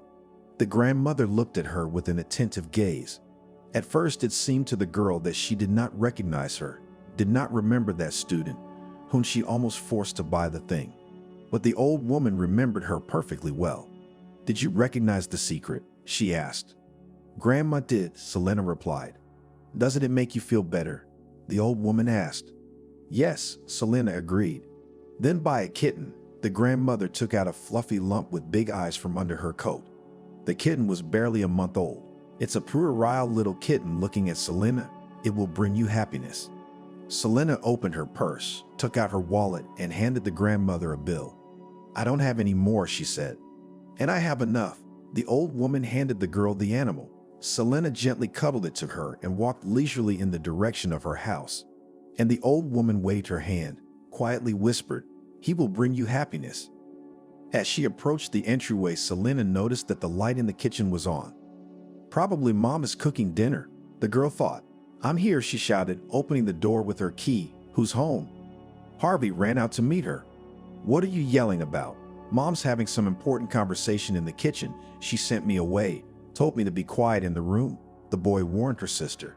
He noticed a kitten in her hands. "Oh, how tiny!" The guy's voice sounded a few tones higher. He was practically squeaking, admiring the creature in Selena's hands. "Where did you get it?" "Let me hold it." "Do you think Mom will let me keep him?" "Here," said the girl, holding out the kitten to her brother, "and go to your room since Mom told you to." So she really does have serious business. "Who's in the kitchen?" "I don't know, some woman." My brother walked down the hall. When Selena entered the kitchen, she was speechless. Sitting at the same table as her mom was Emma. They were drinking tea, talking. "Selena came from the institute," exclaimed Veronica. "Come in, daughter. Sit down. Or rather Emma needs to talk to you." "Hello, Selena," smiled the woman. "Good evening." Not understanding anything, replied the girl. She pulled out a stool from under the table, hesitantly sat down. "And how did you find us?" "You wrote me your phone number," said the woman, and her face was smiling. "And I have serious connections that can easily find out any information about a person. And to get his address, find out his phone number, it's a matter of minutes." "I thought I'd never see you again," Selena said, surprised. "But I thought I'd never see you again." "But I immediately realized that you and I will meet again," Emma said, which further confused the girl. "You know, daughter," Veronica said, "Emma is just as you described her, a very sweet and cordial woman, but it was our father who made her unhappy." Not understanding anything, Selena looked at her mother and then at the guest. "Yes, that's how it is in life, dear." Emma continued the conversation. "I thought everything was settled in my life. After hard years of life with my first husband, after his beatings and abuse, I met a decent man with whom I can meet my old age." Selena's mom laughed good-naturedly. "It is unlikely. Next to people like Victor, old age is not enjoy, rotten man," said Veronica. "But it didn't seem so to me at first. I even sincerely thought that I had fallen in love with him. It seems uneconomic, and at home a lot can do. True, he did not really like my father, but he always put up with my desires, because the main thing for the parent of the only daughter that she was happy. So he put up with it, but he came to visit less often. He was not happy to see Victor." Veronica poured tea. Selena asked Emma, "Would you like some more hot tea?" "No, Veronica. Thank you." She covered the cup with her palm. Celine noticed the expensive makeup, smooth skin, and several rings adorning Emma's long fingers. "We would have lived like this with Victor if Selena hadn't shown up." The woman looked at the girl meaningfully. "I didn't really want her to go after my father. Something told me that the information the daughter received could be poison, and it would hurt her a lot," the girl's mother said, propping her head up with her palm. "She wasn't the only one," Emma said, "but when I watched Victor's behavior with his daughter, it was heartbreaking. How much cruelty to his own child was revealed in him. And it wasn't Selena's fault. It was very painful for me to hear my husband's words when he shouted, swore, and threw the girl out of our house. I already realized then that I will not live with Victor, but I will definitely meet Selena." "So you broke up with my father?" Selena asked. "Yes, but let's talk about everything in order." When Victor kicked Selena out of the house, Emma took the girl's cell phone number and returned to the kitchen. Her husband, as if nothing had happened, was heating up cutlets in the microwave. The face that had just been angry was calm again, as if absolutely nothing had happened in his life. Emma didn't know how to begin the difficult conversation about her husband's past. She hoped he would tell her everything, try to explain, justify himself. But the man remained silent. Then she decided to be the first to speak. "Why didn't you ever tell me that you had a wife and 2 children?" Emma asked. "Would it change anything?" Victor answered with a question. "They have nothing to do with you. They are in my past." "So why don't you tell me about your past? I basically know nothing about you. All information about you, as it turns out, is under a veil of secrecy." Victor didn't like the conversation Emma had started, but he tried to keep his cool, not to be rude to his wife. In the time he lived in her house, he'd grown accustomed to a sweet, carefree life. Sometimes he returned to his hometown to see his mother. This connection each time gave him the assurance that he was no longer wanted. Everyone considered Victor dead, and then Selena appeared out of nowhere. Victor did not understand how she could know that he was alive, how she found his address, but deep down he felt that sooner or later his secret would be revealed. Any information can only remain reliably secret when only one person possesses it. And what 2 people know, everyone knows, seems to be the popular wisdom. His mother and his sister knew that Victor was not dead. When the man came to his mother and told her that he was being chased by bandits, the woman was worried. Natalie was home that day too. The 3 of them sat down in the kitchen and began to think about how Victor could get away from the debt collectors. "You should go away," the sister suggested. "It's useless," her brother replied. "Those people are so powerful that they will find me even in Chukotka. You can't hide from them anywhere. So we must convince them that there is no one else to collect debts from," said the man's mother. "What do you mean?" Brother and sister didn't understand. "Convince them that you're dead, no man, no debts." The 3 of them sat up until the morning, thinking over a plan of action. Burying a living person was not so easy. The most appealing plan seemed to be a car accident. "You should direct the car from the bridge, but at this time it is important to have time to open the door to get out," advised his mother. "Otherwise, underwater you cannot open and drown, die for real." Victor was scared for a moment. He was afraid to die in this crazy adventure, but he was even more afraid of the collectors. "You will succeed, son," his mother encouraged him, "and then when everything settles down, you will be able to live in peace. Natasha and I will do our best to make your funeral as realistic as possible." The sister nodded her head, agreeing with her mother. The plan had succeeded. Victor's body was not found. There was no one to bury him. The man was listed as missing. Then the man's mother went for a trick. She went to the investigator, almost lying at the feet of the policeman. begging him to change the status of her missing son. He must have been swept away by the current. I'm sure my son drowned, choked by the river water. He was afraid of water since childhood, could not swim, sobbed inconsolable mother in the investigator's office. Help the poor mother change the status of her son. I beg you. If you do not do this, we will not be able to make a grave in the cemetery. I don't have long to live in this world, but every day I want to come to this grave and mourn my son. She managed to convince the policeman. He changed her status and issued documents for the deceased Victor. So the woman went to her daughter-in-law and said, Victor's body has not been found and is unlikely to be found, but we must make a burial ground so that there will be a place to come to honor him. You look for things of your husband, which were especially dear to him, which he loved when he was alive. We'll put them in the coffin and bury them, and we'll come to this grave with flowers to remember Victor. Veronica was surprised at the affectionate tone of her mother-in-law, who had never loved her son's wife, but took pity on her and agreed to bury Victor's things in the grave. The day of the funeral was appointed. The mother of Veronica's husband was out of her mind with grief, sobbing, falling to the ground, beating her head against the cross, set on a mound of cemetery earth. Her grief looked so natural that no one could suspect anything. Victor himself was present at his own funeral. Hiding behind the monuments, he watched from afar as the funeral procession went on, as the coffin was lowered into the grave, as his mother sobbed and his wife wiped away her tears. It's all worked out, he triumphed. Everything changed when he saw his daughter in his house. Victor realized she can tell or has already told everything to his wife. She would definitely publicize the information because the woman did not know that her husband wanted to be considered dead in order to hide from debts. She will run, chalking her heels with happiness to the police to return him to the status of a living person and cancel the hard-won documents of Victor's mother. Everything he has now could float away from his hands. Emma stared at her husband, waiting for an answer, and he, like some movie on TV, was reviewing the pictures from his funeral.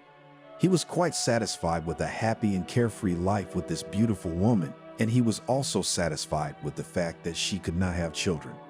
The birth of heirs was no longer part of his life plans, but the man liked to live in his wife's beautiful house, drive an expensive car. Selling it could ruin his life. There would be debt collectors again. Despite the passage of so many years, these people do not forgive debts. They will even get them from the grave. I'm surprised they didn't do it. They would have found out Victor wasn't dead. Darling, he spoke to Emma in an affectionate tone. It's true that my past is complicated. Seeing my daughter has knocked me out, disturbed my peace. Let me calm down and I'll tell you everything in great detail in the next few days. Okay, Emma agreed. And in the evening, when the woman was about to go to bed, she heard that her husband was talking to someone on the phone, trying to speak quietly so that his wife would not hear. No, you don't understand. We have to take out all three of them. The woman, the girl, and the boy. What do you mean? Take them out. For good. So that no one will find them. Emma realized that Victor wanted to kill his wife, daughter, and son and had asked someone for that favor. The woman's heart was racing. She suddenly remembered Selena's sad face as tears rolled silently down her cheeks from her eyes. The girl was suffering. She had been through so much, and this bastard wanted to kill her relatives so that no one would know this secret. When her husband fell asleep, Emma went down to the garden. She entered the gazebo, sat down on the sofa, dialed her father's phone number. The woman's father was a man of influence and never refused his daughter's requests. She could only tell him about the situation Emma was in. Emma, Daddy, I'm sorry to wake you up, but this is very important. Her father was always ready to listen to his favorite daughter. The information she gave him went straight to the police department. The investigator who had long ago dealt with the case of the dead man was urgently summoned. Before morning, he managed to raise the documents, remember all the details, and prepare for Victor's arrest. Barely had the sun had time to light up the sky, Emma and Victor's house rang. The woman opened, letting the police officers in. "Are you Victor?" the investigator asked the still awake man. "I am," he answered uncertainly, "but what do you want?" Victor felt the danger. He was finished. He was about to be arrested. "You are under arrest on charges of faking your own death and a number of other charges. Follow us." Yes, of course, but it's a misunderstanding. Victor tried to buy time. We'll find out in the department whether it's a misunderstanding or not. The investigator clearly cut off his attempt to evade. Let me at least get dressed. I can't go in my pajamas, Victor asked. Yes, of course, replied the policeman. You have 5 minutes. The man turned around and started to go up the stairs. Emma looked after him. Perhaps now she was seeing her husband for the last time. Suddenly, there was a noise in the yard. It turned out that having gone up to the bedroom on the second floor, Victor had tried to escape by climbing down from the balcony, but the police officers who had stayed on the street were waiting for him downstairs. The man was loaded into a car with bars on the windows and taken to the city. I was very sad and unpleasant to look at all this, Emma said, concluding the story, but when I imagined what would happen to you, I clearly realized that I was doing the right thing. The fact that he escaped from debt is a separate issue, but to order the murder of his own children, that's a real atrocity. People like that shouldn't be allowed to go free. Selena listened to the woman, eyes wide. Daddy, whom she remembered kind, affectionate, cheerful, already showed his other side. But the girl couldn't imagine that he could do that to his family. Had they suffered little through his fall, little lived in starvation, giving his debts to debt collectors, but to kill. It was beyond her comprehension. That's not all the news I want to tell you about. Emma continued, yesterday I went to the investigator, found out everything about Victor's past. The man turned out to be quite talkative, especially he was in a great mood from the fact that he was able to close the hanging, which spoiled his reputation for many years. The management of the investigator every now and then reminded him of this high-profile and resonant case, and now it will be sent for further investigation. The guilty will be punished. The woman asked the investigator to find out which of the collectors could have hunted Victor. The profession is not so common. It was impossible to imagine that there was a whole staff of such employees in the city. The investigator quickly got information about those who go to the wife of the arrested Victor. Then Emma headed toward them. Arrogant-looking men did not immediately want to listen to Emma, but she called her father, and in 10 minutes she was invited to the office of the head of the collection firm. She told everything to the important and rather fat man sitting across from her, and then asked, "Please tell me how much money your employees were able to collect from the woman whose husband had allegedly died." The supervisor thought for a moment, then stood up and walked over to a large cabinet with glass doors. From there, he took out a large folder, sat down in his seat, and began to study the debtor's file. Emma waited patiently. Then the man took a piece of paper and wrote a sum on it, handed it to the woman. Emma's eyes went wide and her heart raced.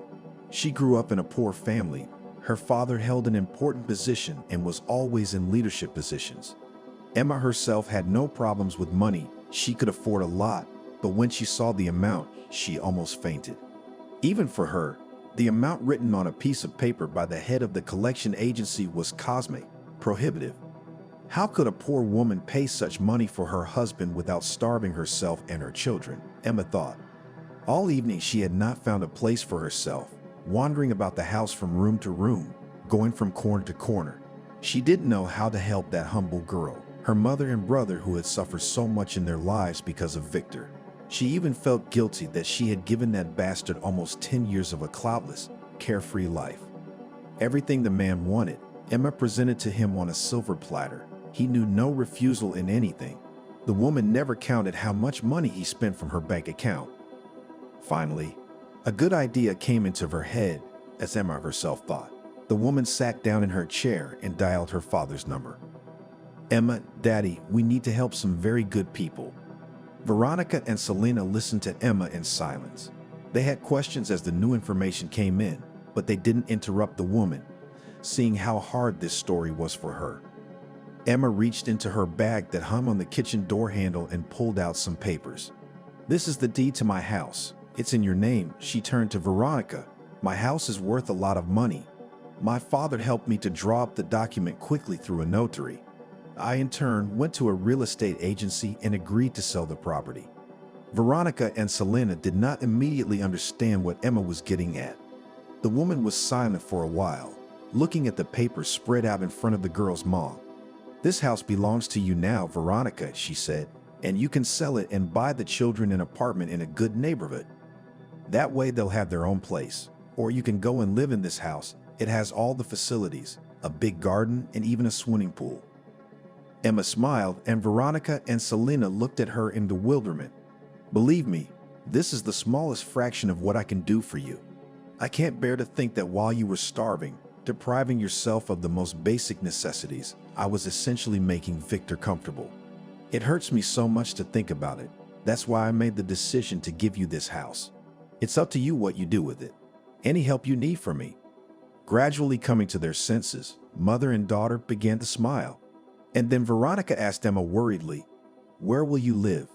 "Don't worry about me. You forgot that I have a luxurious, huge apartment in the center of the city." The woman reassured them. "Frankly speaking, I never liked to live outside the city in this village. It was Victor who persuaded me. Now I understand why he had to." "Thank you so much. You're an incredible woman." Selena walked over to Emma and hugged her. She suddenly felt that this woman was very dear to her, very close, very kind. "That's not all," Emma said. She opened a beautiful leather purse with rhinestones and took out a plastic card. "This is for you, Veronica." She handed the card to the woman. "There is a certain amount of money in this account. I think it will be enough for you to live comfortably, to be able to finish your son's schooling, and to help him get ahead in life." "No, not at all." Veronica tried to refuse the gift, waving her hands. "Take it. I am very pleased to do something nice for you. I need to understand that you will not need anything more. Every month, the card balance will be replenished. I'll take care of it." All three of them hugged each other. Tears of joy rolled down Veronica's face. Several months passed. Veronica and Selena sold Emma's house and bought 2 one-bedroom apartments. Selena moved into one of them. The other was waiting for Harvey to grow up. The girl was settling in. She was happy that her mother was not poor, thanks to Emma, and she had her own cozy nest. On the first day, Selena brought Silly with her. That's what she called the kitten an old woman had sold her at the flea market. "Silly," Selena called loudly to her pet. "Where are you hiding, little one?" She walked around boxes of things, bulks, bags. The things were not yet unpacked, probably crawled into one of the boxes and sleeps there peacefully. The girl began to open the boxes one by one as she suddenly heard a knock on the door. She opened it. On the threshold stood a handsome young man. In his hands he was holding Silly. "Hello, I'm your neighbor. Isn't that your cute little creature on my balcony?" The man handed the kitten to Selena. "Come to me, you're my happiness," said the girl, smiling.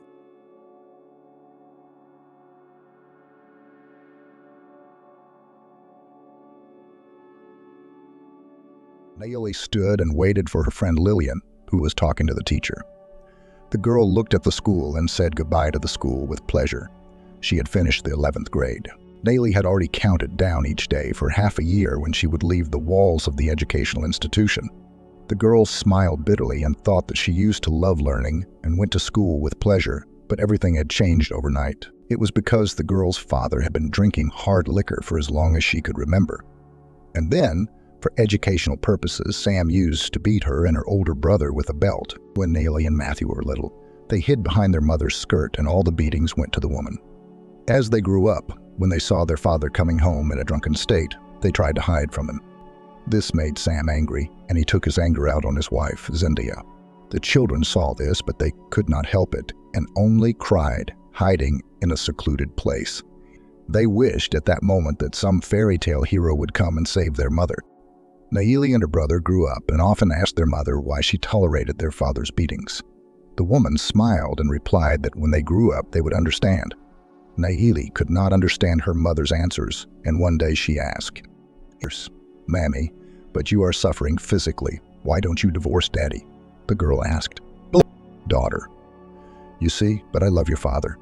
And remember that there is a folk saying that if a husband beats his wife, it means he loves her." My mother said, "What a love that you have to cover your bruises with foundation." "I certainly wouldn't want that kind of relationship with my future husband," her daughter said passionately. "Wait, you have to grow up first, and then see when you get married," her mother taught her. Time was passing. Matthew was already going on his 18th year, and now a lad. When his father cracked his mother, he was already sticking up for her. Zendaya realized that her son was trying to shield her from her own husband. She often told Matthew to stay away from him when his father was raging. The son would reply that he could not bear to see his father behave inappropriately, and the woman was very much afraid that the day would come when Matthew would one day not be able to stand it and raise his hand against his father. And that day came. Sam came from the Kalem in a bad mood, and instead of a bottle of white wine, he was given a kilogram of dumplings and a couple of cans of billets. His wife was happy about it, as it was a great help for the family, because her husband did not work anywhere, and she worked as a postmistress and received a small salary. Zendaya only therefore said enthusiastically when her husband returned, "Now, what a pleasant surprise. It's been a long time since we've had dumplings, and now I'm going to make them, and we'll have a royal dinner." Zendaya cheered. "Why are you clamoring? You better give me money for a bottle," said my husband angrily. "I don't have any, darling. I have a couple of hundred in my purse for bread, and my salary is still 3 days away." The woman calmed down at once. "We can live without bread. Dumplings have dough, and this is the same bread," he said, and took his wife's bag, from which he pulled out a small purse. And then the man took out 200 and smiled contentedly. Zendaya saw this and rushed to her husband to stop him, but he pushed her away angrily. The woman tearfully asked to keep the money. The wife's request made the man angry. Sam hit his wife several times on the cheek with the palm of his hand. At that moment, his son, who had just come home from work, came into the room to hear the noise. Matthew immediately realized the whole situation and instantly jumped up to his father to stop him from hitting his mother again. But Sam had already pushed his wife hard, and the woman fell to the floor, her head hitting the wall.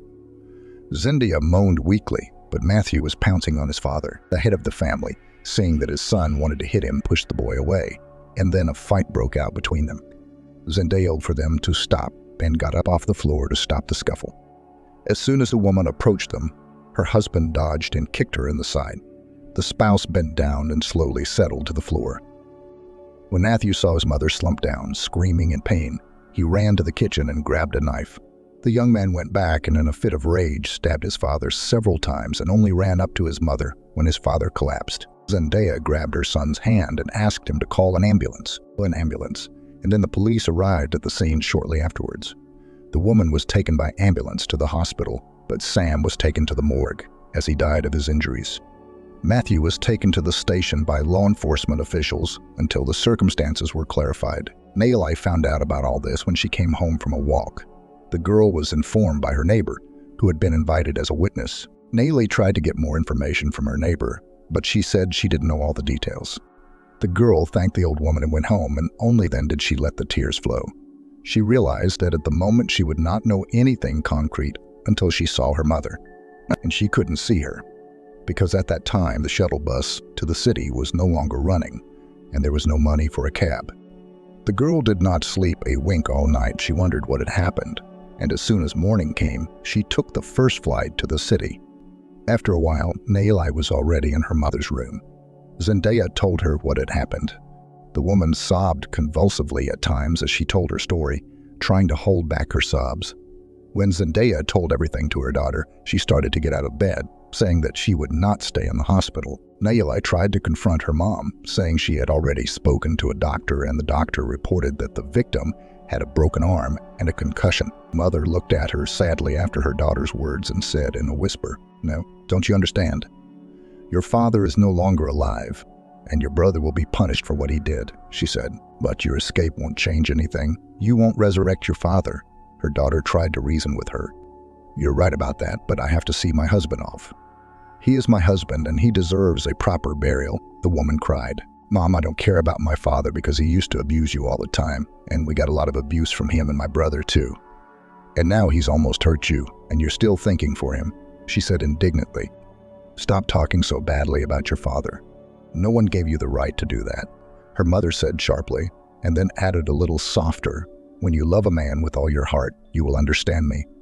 And I loved your father," my mother said with tears in her eyes. Zendaya was soon discharged from the hospital under a receipt, and the mother and daughter, before leaving for home, stopped by the station where Matthew was stationed. They learned there that the young man would not be released because he had been arrested for a crime he had committed and had confessed to. Zendaya asked the law enforcement officer not to judge her son because he had stood up for her.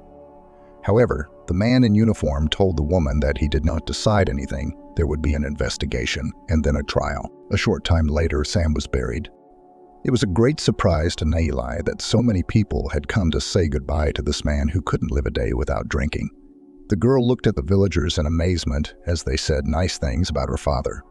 Nayeli couldn't understand how these people could talk so flatteringly about this man who tinkered with his wife all the time. The day after the funeral, Natasha was visited by a friend who already knew everything that had happened. Lillian asked her mate how Zendaya was feeling. Nayeli grinned and sadly replied that her mother was mourning her beloved husband and that Matthew might get punished. Lillian took a seat next to her friend and spoke. "It's going to be hard for your mother to live here now. If she's still crying for Matthew," she said. "Hey, what the hell are you talking about? He's her son." Nayeli said indignantly. "No offense, but, I overheard my parents talking last night, and I better tell you about it so you're ready. So they blame your brother for everything, that he took your father's life on purpose. You see, your father was like a wand to the villagers. He had golden hands. He will cover the roof, and he can make a log cabin and dig a well, and he did it all for free. They would buy him a bubble, and he was glad. But now he had no one to turn to for help, so he didn't have to pay big bucks. Our villagers just used hands and they don't care what happens to Matthew," she said openly. "But my brother was protecting my mother. It wasn't his fault," Nayeli replied angrily. "I told you why the villagers say that. You and I know what your father was really like, but to others, he was cheerful and always there to help for a small fee. I'm just telling you this so that you'll be ready when you hear something unseemly said about you," she explained. And in fact, a couple of days after Nayeli's father's funeral, the girl went to the store to buy bread. She passed a neighbor who lived a few houses down from them. Nayeli said a polite hello to the woman, but the woman gave her a scornful look and remained silent. The girl shrugged her perplexed shoulders and went on her way, as suddenly she heard from her neighbor, "Matthew's a bastard. You've ruined such a man. In a few months' time, there will be no one to dig the garden because Sam is no longer in this world and he was such a man. And it's all your brother's fault," the woman wailed. Nayeli turned around to face the woman and shouted fervently, "Yeah, what do you know? My father is a terrible man. He beat his wife, terrorized his children. And Matthew was protecting his own mother from a tyrant, and my brother didn't kill her on purpose. It just happened. She tried to get through to her neighbor. Yes, we all know this. A guy raised his hand on his spouse. But your mother continued to live with this man, which means she enjoyed it. And Matthew laid a hand on his own father. He had no right to do that. You're probably just like your brother," the woman said, angrily, spitting into the snow and walking away. Nayeli barely held back her tears to keep from crying in the street. She didn't go to the store, but ran home. She went home, and only then did she let the tears flow. Her mother came out of the room crying. Zendaya went to her daughter and sat down beside her and asked what was wrong, and the girl told everything in detail. The mother hugged her daughter and asked her to calm down, then said softly, "Be patient, my sunshine. You know that there are evil tongues in the village, so you've got a lady who can't wait to say mean things. Wait. Time will pass and the passions will calm down. You and I have to worry about Matthew now, because the investigation is going on. And the trial is coming soon," she said. "Now, he'll definitely get jail time. How will we live without him? I'm going to finish school and go to the city, and you'll be all alone," her daughter worried. "It's okay, don't worry about me. Okay, I see that you didn't buy any bread. Come on, I'll make pancakes quickly," said the woman. A trial was soon held. Matthew was given several years in prison. Nayeli and her mother were numb when they heard the sentence. They had hoped the punishment would not be so severe. Zendaya came to her senses after a few minutes and wailed. As Matthew was being led away from the courtroom, he shouted to Natalka to take care of her mother. She only nodded in response, for she could not speak, for she had a lump in her throat that she could not swallow. And now Nayeli had finished school and stood waiting for her friend. During that time when Matthew had been locked up, she had repeatedly heard angry words that her brother was the last scoundrel and that he hadn't gotten enough jail time. Nayeli tried to ignore such people, but still there was a residue on her soul after such words. Soon Lillian came up and cheerfully announced that she was free to go home. Nayeli smiled at her friend and asked if she was ready to go to the city in the near future. Lillian winked mischievously and nodded happily. A short time later, Nayeli was about to leave for the city to go to the institute. Before leaving, her mother sat her daughter down beside her and said that she wanted to talk to her. The girl willingly replied that she was listening attentively and looked at her mother. Zendaya looked at her daughter and said with a sad smile, "How beautiful you've become. Your eyelashes are long, your lips are neat. I want to tell you, daughter, that city people are very different from our village people. And the guys there make sweet speeches that make girls lose their heads, she said. Mom, if you're telling me to be discreet, I'll keep that in mind. Don't worry about that. But I want to tell you something too. If I can't get into an economic institute, I won't come here, but I'll stay in the city and get a job. I'll rent a room and live there, and next year I'll try again. Don't take offense, but I don't want to go back to the village, even though it's been 6 months since my father's death, and the evil tongue still can't calm down, said the daughter. I understand you, and I don't blame you for your decision. Maybe you'll have a good life there, and I'll spend my life here. My husband is buried here. I'll wait for Matthew. It won't be easy for him when he's released. I hope that after so many years, everything will be forgotten. Zendaya sighed, and before long, Naomi was gone. She couldn't get in. She didn't get a few points. Naomi called her mother and told her everything. Zendaya sympathized with her daughter and told her to keep her head up and asked her to call Naomi more often and report everything. After this call, she called her friend, who had also gone to enroll, but in another city, Naomi told Lillian about her failure and asked her how she was doing. Her friend cheerfully told her that she had entered a pedagogical institute and would soon start teaching. And then the girls agreed to keep in touch and tell each other everything. Naomi roomed with a girl who had also failed to get into the institute. They became friends right before the exams and got along well. The girl lived in the village next to Naomi's, and she didn't want to go back home either. Her name was Sneshana. Naomi immediately decided that it was necessary to find a job because she realized that her mother's salary would not be enough to support her. She also realized that she had to help her mother at the moment because Zendaya was saving money to go to her son's house. Natasha was lucky to get a job right away. She was hired in a small store. The working day was from 8 in the morning until 8 in the evening. The work schedule was this 2 days of work and 2 days of rest. This suited her very well. However, having worked for the first month, Naomi was unpleasantly surprised as an audit was made and a shortage was revealed.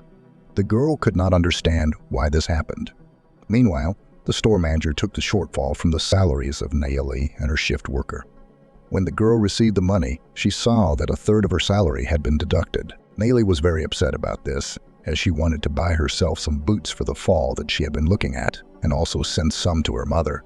The girl decided that this month she would not buy a new piece of clothing, but would do it next month. Naomi decided that she wouldn't tell her mother about the shortage, so as not to upset her once again. Another month passed. They audited again and again found a shortage. When Naomi heard the amount, she couldn't stand it and cried. She couldn't understand why there were such large shortages because she and her replacement didn't take any money from the cash register. The girl's tears did not relieve the manager. The director again deducted from the salary almost half of the finances as repayment of the shortage. And then the girl announced her resignation. She did not want to work for free. Naomi was thinking about where to go to work. She didn't want to go into trade. She was terribly afraid that she would have to work one more month and have to pay half of her salary again. So she decided to try herself as a waitress. Naomi found this job almost in the center of the city in a cozy cafe.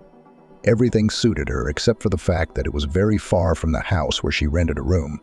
And soon the girl was running around the cafe from table to table in her uniform. And after a month, she received a quite tolerable salary. Naomi immediately transferred the money to her mother. A couple more weeks went by. The girl came to work as usual. She changed into her uniform and went out into the hall, where the first visitor had already entered. It was a middle-aged man in a business suit. The girl approached him and politely asked him what he wanted to eat, then looked at the waitress interestedly and mouthed, "Tell the cook that Alex is here and he'll get me something," the man said. "Okay, whatever you say," the girl said, a little astonished. She'd been working here for over a month, and this was the first time she'd seen this visitor. Naomi went in the kitchen and passed the man's request to the cook. The cook smiled and pronounced, "It's been a long time since Alex has been here. Come to the kitchen in about 10 minutes, and the order will be ready," said the cook. Soon Naomi brought several dishes on a tray to her visitor and placed everything in front of the man. Just as she was about to step away, the stranger motioned for her to sit down beside him. The girl replied that the staff was not allowed to do that and would be fined for it. The man laughed and said that when he asked her to do it, the waitress would not be fined. Naomi cautiously sat down. She was afraid that the cafe manager would come out and scold her for it. Meanwhile, Alex was asking the girl who she was, how long she'd been working here, what her name was. Naomi answered, and kept glancing at the front door, waiting for the director of the place to come in. Soon the visitor ate and asked for the bill. The girl voiced the amount, and the man took some bills out of his purse and put them on the table, saying that he didn't need change. After that, Alex got up and went to the exit. The girl looked after the man and only then at the money. She saw that the visitor had paid the bill in double. She felt embarrassed and Nayeli wanted to give some of the money and ran to the exit. But it was too late. Alex got into the car and the car started. The girl wondered who this person was and decided to ask the cook. Nayeli approached the man in the white apron and asked the man embarrassedly, "Who is Alex?" She asked. "It's a friend of our boss. He owns an automobile repair shop. He used to come here to eat a lot, but now he doesn't come much," the cook said. Nayeli thanked the cook for the information and went into the hall as the visitors entered. The girl had been taking orders all day, and all the time she was thinking about her new acquaintance. When the working day was coming to an end, she was called to her by the head of the institution.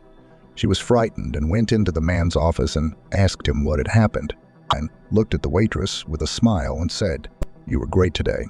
I had a friend come over to eat and you served him. He was very complimentary about you." "I have a feeling you've turned his head," said the manager. "Alex gave a lot of money for the order. I should pay him back," the girl said, embarrassed. She thought that her boss was calling her to scold her for sitting down to talk to a visitor during the working day. "He's perfectly aware of how much money he left for the order, so you don't even have to worry about that. Just for the future, if Alex pays, don't take any money. It will be on the house. There will be another customer who will not be charged. You'll see him soon. He's my friend too. I warned. "Thanks for the heads up," Nayeli said. And at that moment, the door to the office opened and a smiling Alex walked in. Lynn got up from his chair and quickly walked over to his friend, whom he immediately hugged. Then the director of the place said with a smile, "I see that you had a good vacation at the sea. And the tan looks good on you," said the leader. The girl at that moment looked at her new acquaintance and was about to slip out unnoticed as Alex asked her softly to linger. Nayeli looked at her boss in confusion, and he nodded in agreement. Meanwhile, Alex turned to his friend. The workday was almost at an end. "Let me steal one of your waitresses a little earlier," the stranger said. I take it you're talking about Nayeli."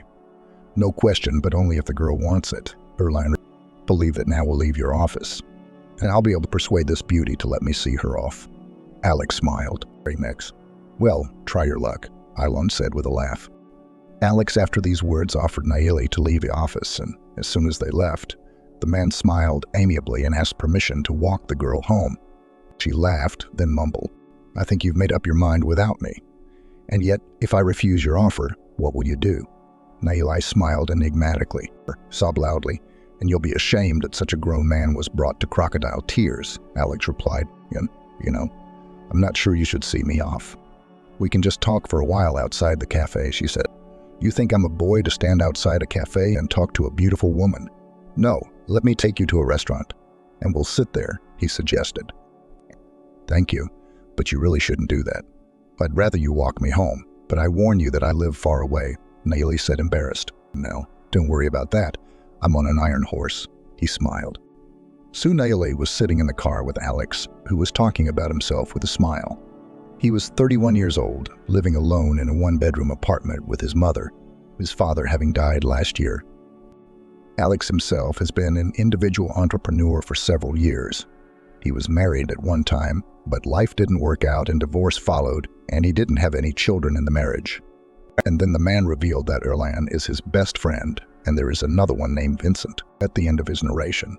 Alex added that he loves fine dining and going to the races. The girl, when she heard about the running, looked at her new acquaintance in amazement. The man, seeing the surprise on the girl's face, immediately asked what unusual thing he had said. Nayeli said, embarrassed, that she had never been to a horse race. Alex smiled and mumbles, "Well, then I know where we'll have our first date. I'll take you to the racetrack. I'll take you to the racetrack and we'll do something fun. We'll go this Sunday." "It'll be tomorrow," the man said. "Are we on a first-name basis yet? And Sunday is my work day, so it's not going to work," Nayeli replied. "Let's go with the you thing. Or we'll be acting like we're in love now. And about the job, we'll settle that now. You must have forgotten that Ilon is my friend." And with these words, the man took out his cell phone and called his friend. Alex explained the situation and then asked to give the girl an unscheduled day off. In response, the friend laughed and said he was giving us good. After the call, Alex looked at Naily and spoke with a smile. "Now you see how quickly all your problems are solved in my presence," he said. "I see," she said, laughing, and then added, "We're here. It's time to say goodbye. And it's time for you to go home too," she said. "I would still like to talk to you, but I see that you are tired after the working day, and it would be selfish of me to keep you any longer.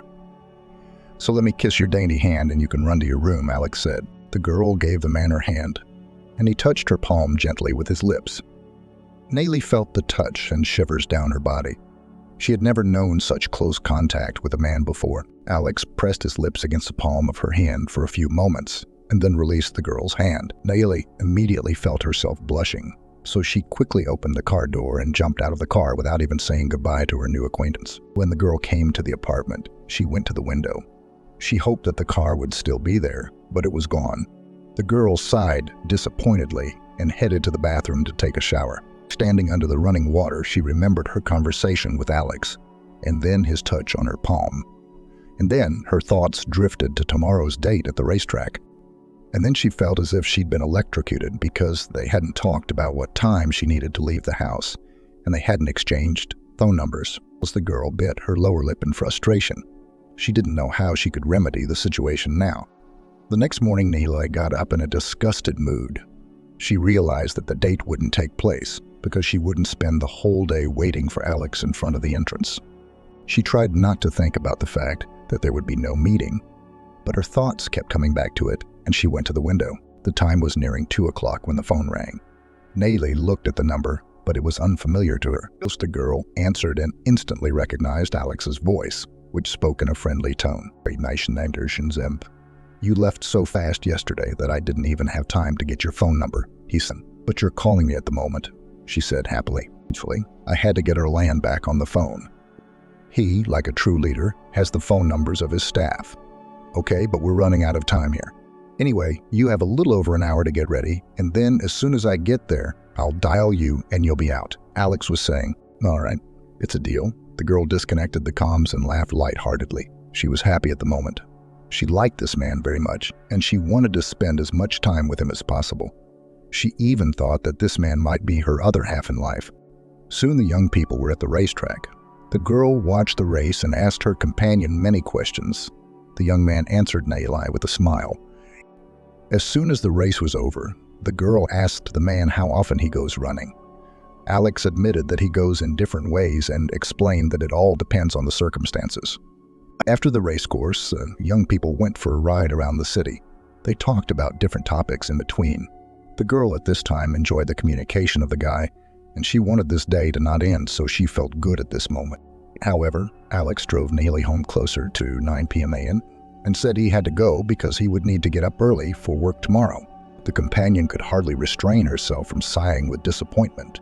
The man kissed the girl's palm again, and she experienced the same state as yesterday. Naily came home and thought that now she would have 2 days off. She'd hoped to spend those days with Alex, but the man hadn't called her once.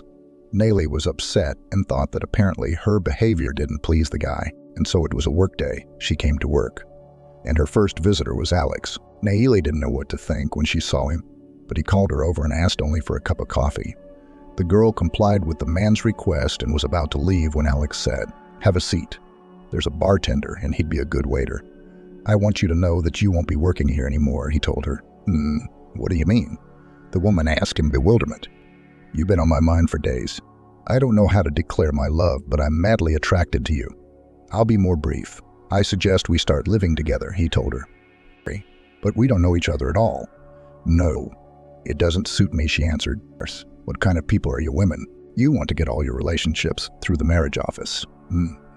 Alex said with a little irritation and immediately added, "But you are not a girl anymore, and you know very well that you need to get to know each other, not only in conversation, but also in bed, and only then to legalize the relationship." Alex said confidently. "That's where you're dead wrong. Maybe you've had a carload of girls and you're well read on these bed scenes. I can tell you that I'm innocent in this matter, and I don't want you to use me and then throw me away like an unwanted toy," she said and blushed. Alexa looked at the girl with amazement after these words. The man obviously did not expect such an answer. In the meantime, the girl stood up, her face red with anger, and was about to leave when she was grabbed by the hand by her interlocutor and asked to sit down. Bailey grudgingly complied with the request and looked questioningly at the young man, who mumbled at the same time. "I'm sorry, I didn't mean to offend you. It's just that now, at your age, all the girls are more than aware of such delicate matters," he said with a guilty look on his face. "Not everyone. I'm a walking individual for your information," she replied wryly. "You've mischaracterized yourself. You're a devout virgin, and that's very rare these days. I'm amazed that such a beautiful girl hasn't had a real relationship with a guy. I understand your anger now." "Good, and for a week I'll be your boyfriend and we'll see how our relationship develops. And if we're still attracted to each other, I'll make you an official proposal and we'll get married," he concluded. "Did I say I was attracted to you?" She asked him. "Don't make this harder than it has to be. Admit that you're attracted to me. I felt it when I kissed your palm. You just don't need to be coy because it doesn't suit you. Answer me, honestly, what is it that draws you to me?" He asked with a smile. "Yes, but let's talk about something else," she said, angry with herself. "No, I agree. The other topic is your job. I don't want my girlfriend to work as a waitress, but I'm not exactly your girlfriend yet, and I need money, and you know it," Nayeli explained. "I'll give you the finances to pay for the room as well as the food. And don't forget that if everything goes well, we will soon become husband and wife. And I don't like it when my wife works. I want to be welcomed home by a beautiful woman in a good mood and not tired," he said. "Oh, let me at least work this week," she urged him.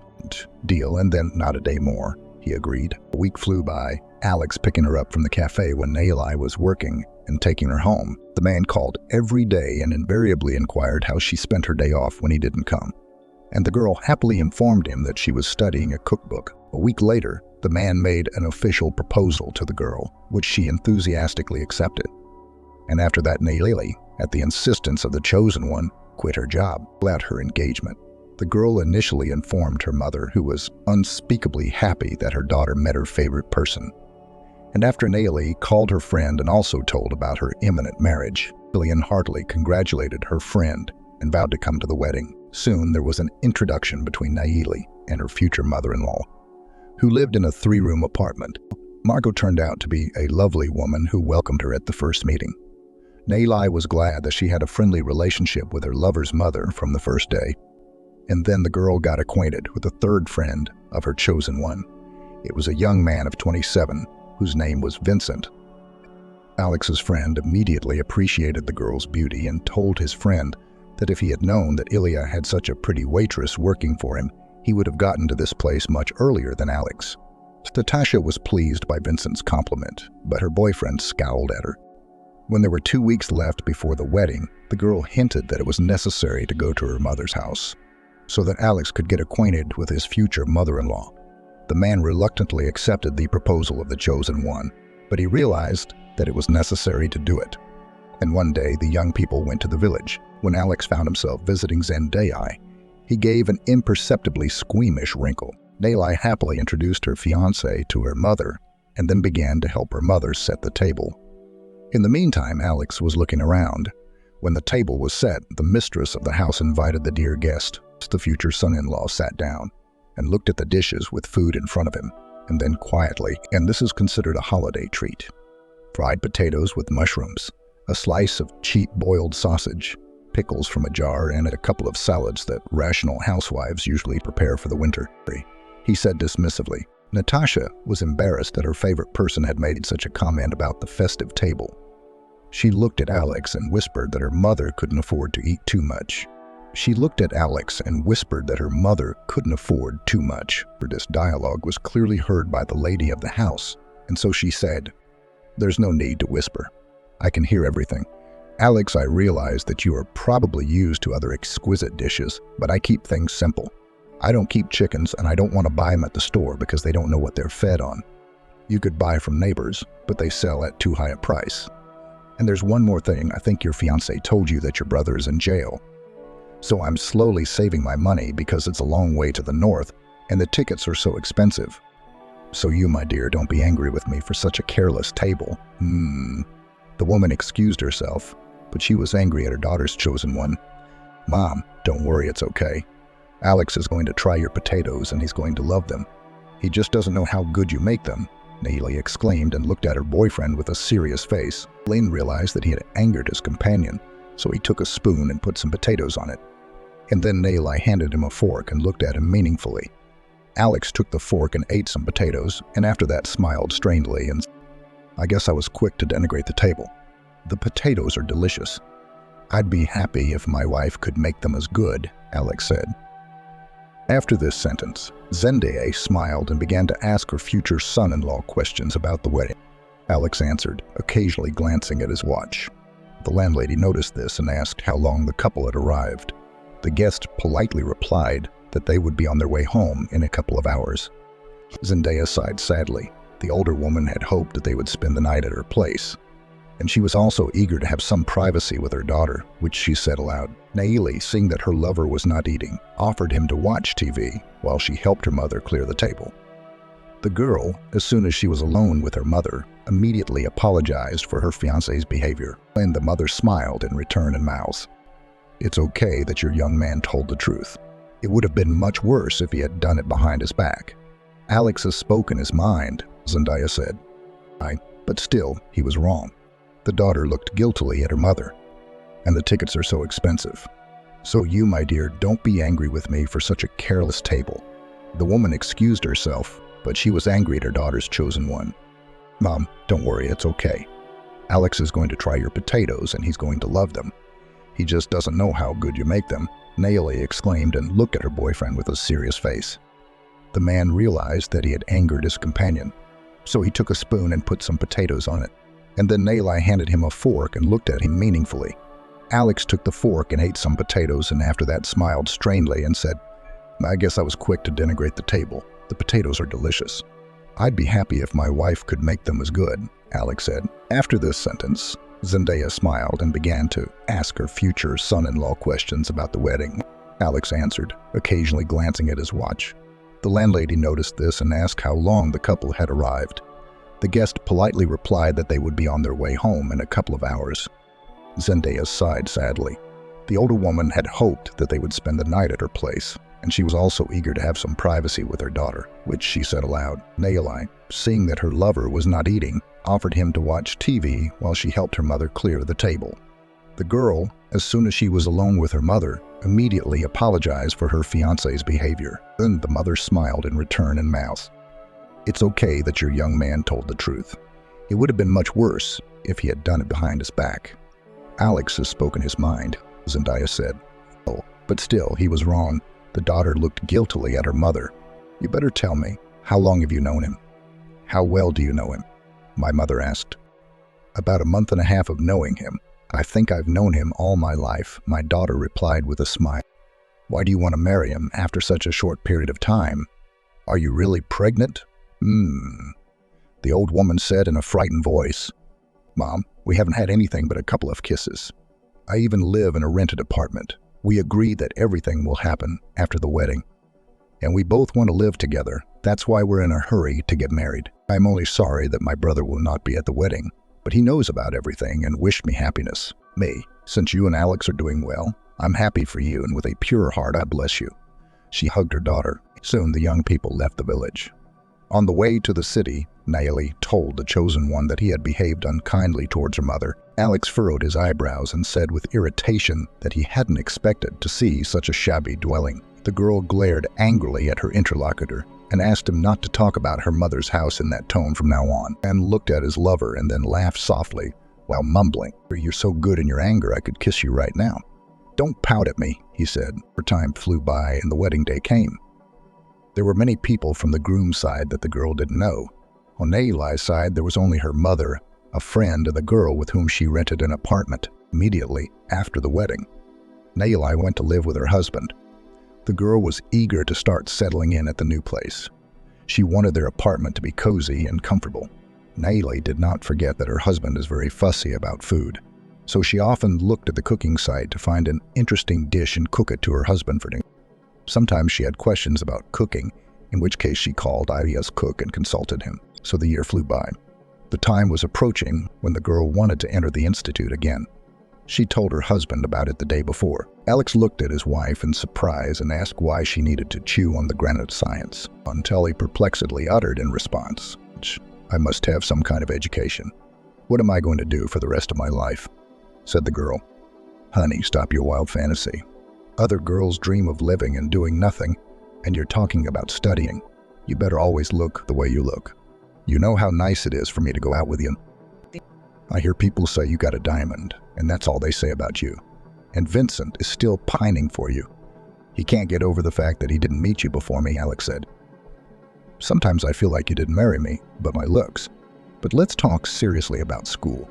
You don't think it would be pleasant for me to sit on your neck and not have money for extra expenses? Nayeli resented him. You'll have a job soon. I have some ideas, but it's still in the works. I meant what I said about studying. It's all nonsense. You better study a cookbook. You'll need it very soon, he recommended. Nayeli realized that she would have to forget about her studies. The young woman did not want to have a conflict with her husband about it, so she decided that she would stay at home for the time being and be a good wife and a good housewife. Another 6 months flew by. During this time, the girl's mother went to see her son in prison. Nayeli's friend married a businessman. The friends still called each other often and told each other the news. Lillian often asked her friend when she was going to have birth her first child. Natasha had to keep lying to her that it was not yet time for that, although in fact she dreamed of becoming a mother, but her husband was against it. He said that she had to get on her feet financially and then think about children. The man even forced his girlfriend to take birth control pills for the sake of it. A few more months passed and Nayeli was sitting at home watching a women's program. And then they showed a happy mother who had given birth to triplets. The young woman involuntarily wept with emotion, and at that moment her husband came home from work. He looked at her wife with surprise and asked what had happened. The young woman wiped her tears and mumbled, "We've been living together for 2 years now, and I want us to have a complete family, meaning us and our child." Nayeli began to say, "But you're doing that again, aren't you? Do you need it? After all, you'll have a hard time yourself later with diapers, nighttime sleep deprivation, and all that kind of stuff." Alex listed, "I know all that, and I'm willing to go to all that trouble. It's just that you're at work all night, and I'm bored," she wailed. "And in your spare time, learn to knit. It's very good. You'll have a job, I promise you," he said. The girl realized that it was useless to talk to her husband about children. So she decided to get pregnant by trickery. A young woman stopped taking birth control. After a while, she realized that she was pregnant. To be sure, Nayeli visited the women's clinic, where the doctor congratulated her on the soonest possible addition to her family. The young woman flew home, overflowing with happiness. Now she thought about how to tell her husband about it. Nayeli waited for her husband from work and tried to think of every possible way to tell the news to her husband. And when Alex came home, she said in the hall, "I'm pregnant. I went to the doctor today." The girl said, "No, could this happen? Didn't you take the pills?" The man wondered. "Yes. I asked the doctor the same thing, but he told me that there are failures in the body and the pills do not give the proper effect, which is what happened to me. Me, wide wife. Then it is necessary to terminate the pregnancy," the husband said dryly. "Not anymore. The time limit is not suitable for this." "Don't worry, sweetie, we'll manage," the young woman said affectionately. "Of course we'll manage. You're going to be blown like a cow and you won't be able to fit into any dress," the man said irritably. Time moved on. Nayeli's pregnancy proceeded without complications, and soon the young woman gave birth to a baby girl who was named Amelie. Nayeli was very happy about this event, for now she was not only a wife, but had become a mother. As the years passed, Amelie turned 3 years old. Nayeli thought about sending her daughter to kindergarten.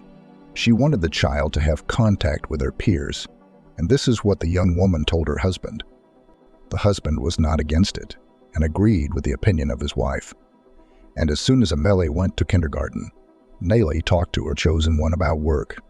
Alex didn't like such conversations, as he was fine with his wife sitting at home waiting for him after a day's work. However, this time the beloved was persistent in this matter and told her husband, "Like it or not, I'm going to look for a job. I have to beg you for money all the time, and I don't like it," she said. "No, come on, you're never going to talk to me like that again. I've told you more than once that I'll get you a job. Be patient for another year. I've got some money saved up and I want to open a restaurant business. I've seen how Island's made a fortune in this business. He's already opened a restaurant. I'm still in the same place," he said. "But you don't know anything about this business," her wife said, bewildered, and then added, "It's better to invest in something you know how to do. In your case, It's an automobile repair shop, she advised. I'll understand in time, especially since Arlen, as a friend, promised to help. I didn't just tell you to learn the cookbook. You'll be an administrator in the restaurant we're going to open, he said. After this conversation with her husband, Nayli's spirits lifted. She told her mother and then her friend. She also told her mother-in-law, whom she often saw. Margot always welcomed her daughter-in-law and was happy when Nayli visited her with a granddaughter. And once again, when the daughter-in-law came to her mother-in-law's house, the landlady turned to the young woman. Your mom and I call each other a lot. And when we talk about you, she often calls you Nayli, but doesn't that offend you? My mother-in-law asked. Not at all. My mother calls me so fondly. It's very pleasant for me when she says it. Then I'll call you Nayli too. You're like a daughter to me. You come to see me more often with Amelie because I'm bored. And my son and his business are always busy. She sighed sadly. Okay, Mom. I'll try to get out more often. And I'll talk Alex into coming to visit more than once a month, Nayli said. A couple more years passed and Alex opened a restaurant. Nayli was as happy as a child because now she would not have to sit at home. However, her husband said that at first he would hire an experienced administrator and she would have to learn from him. Nayli did not argue with her husband, as she was not used to crossing her husband during the years of married life. It had been about a year. The restaurant was barely bringing in any income.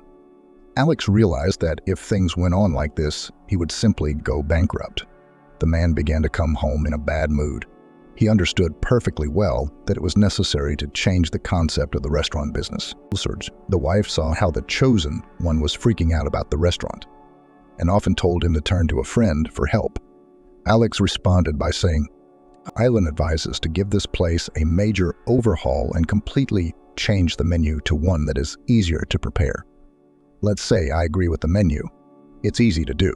But the renovation, it requires a fabulous amount of money. Where will I? You could take out a loan, though. Exactly, that's what I'll do, he explained to himself. After a while, Alex took out a large loan from the bank. The restaurant was closed for renovation, which lasted more than a month. New furniture and equipment was purchased. Nayli watched her husband's enthusiasm for the restaurant. The woman hoped that after all these innovations, the place would start generating income. And then the day came when the place opened. There were many announcements in the newspaper that there was a new restaurant in town with an excellent menu for every taste. Alex immediately invited his friends to celebrate the opening of the place. The man expected a lot of visitors that day and hoped, like his wife, that now the revenue would increase many times over. A week has passed since the restaurant opened. People's attendance was low. Alex was furious about it. He just didn't know what to do. The man was freaking out, and Nayli didn't know how to help her husband. She had already gone to Elias secretly from her chosen one and asked him how to fix the situation, and the spouse responded. And I told Sasha from the beginning that this event was a failure. You see where the restaurant is located. The elite don't live there, and rich people won't go there on purpose. When Alex first wanted to open a restaurant there, I told him right away that it should be either a canteen or a diner. But you know your husband, if he sticks to his guns, you can't move him, my friend wailed. Maybe you could talk to him again. You should see how he's so angry. I can't look at him without crying, Nayli explained. My words mean nothing to him. And you realize that too. My advice to you is to try to persuade him to sell the restaurant so that you can pay off the loan, said Erlan. Okay. Thanks for the advice, the girl replied. Nayli had just mentioned the sale of the restaurant and immediately provoked a flurry of indignation from her husband. He yelled at her for the first time and rudely told her to mind her own business. The young woman, after an unfortunate conversation, took her daughter and almost crying went to her mother-in-law's house. When Nayli came to Margot's house, she told her husband about the quarrel. The landlady asked her daughter-in-law to calm down and offered to spend the night with her. The daughter-in-law refused, as she knew that her husband would not approve of such an act and told her mother-in-law about it. Margot volunteered to call Sana and immediately dialed him. Alex, I'd like Nayli and Amelie to stay at my place tonight, the woman said over the phone. What kind of freaky stuff is that? She is a married woman and should be with her husband. I'll come and fetch her myself, said the son threateningly. Me, son, I know you're having business problems, and you're taking all your anger out on Nataka right now, so let her stay with me for a day, Margot insisted. I'm on my way out. The man muffled and disconnected the phone. Alex was already at his mother's in 40 minutes. He went into the apartment and, without embarrassing his mother, threateningly told his wife that he would not allow her to take the quarrel out of the house. Haley said quietly that she had come to her mother-in-law's house to talk about her problems. Alex responded by saying, "What goes on in our family should be between us, between you and me. You don't bring mothers into this. Do you understand?" He said angrily. "Yes," the young woman said fearfully. After this incident, Haley realized that she did not know her husband completely. She even, somewhere in her heart, became afraid of her husband. The woman dreamed that her life with her husband would return to its usual course when they enjoyed every day. After some more time, Alex returned from the restaurant in a gloomy mood. And then, as luck would have it, he had a loan to pay, but he had no money. The income from the car repair shop did not cover all the costs, and the revenue from the restaurant was absolutely minuscule. The man received frequent calls from the bank demanding repayment of his loan debt, and when another call followed, Alex answered, and when he hung up, he turned to his wife. "It's decided. We have to sell the restaurant before it's too late. I haven't been able to pay my staff their salaries for 2 months now. There's no point in continuing this business if it doesn't bring in income," he complained. "I am very glad that you have come to this decision," replied the wife affectionately, who was actually delighted at her husband's words. Alex soon sold the restaurant. The proceeds from the sale were used to pay off a loan from the bank. As soon as it happened, Haley sighed calmly, because now her husband was no longer nervous about the fact that his business had failed. However, the young woman still secretly wanted to work from her husband, but she realized that her husband would suppress her desire at the root, and then Haley found a way out. The girl began to earn money on the internet. She performed simple tasks in social networks, earning a small income. 2 months had passed since the sale of the restaurant when Alex came home dejected. Haley asked her husband what had happened. The chosen one, trying to hide his irritation, answered that he had been to Aaliyah's house and that things were going well, and the wife was surprised at her lover's words and said, "You should be happy that your friend is doing well in that regard. Don't you realize that I also want to ride a horse, not to pick up scraps from the table?" Alex resented him. "Are you jealous of Ilya?" suddenly asked Haley, who was surprised by this circumstance. "That's a tough question. Maybe there's envy in the back of my mind. But we still need the extra income. It's time to move into a more luxurious apartment. We should buy a 2-bedroom apartment. Don't you realize that I also want to ride a horse, not to pick up scraps from the table?" Alex resented it. "Are you jealous of Ilya?" suddenly asked Haley, who was surprised by this circumstance. "That's a tough question. Maybe there's envy in the back of my mind. But we still need the extra income. It's time to move into a more luxurious apartment. We should buy a 2-bedroom apartment and sell this one. The only way out is to open another car repair shop," he said. "But where will you get the money? Are you going to take out a loan again?" my wife wondered. "No," the man replied categorically and added, "I have no desire to get involved with banks anymore. I'll think of something," he said. After that conversation, a month passed. And one morning, as her husband left for work and Haley turned on her laptop and was just about to take a social media assignment, the phone rang.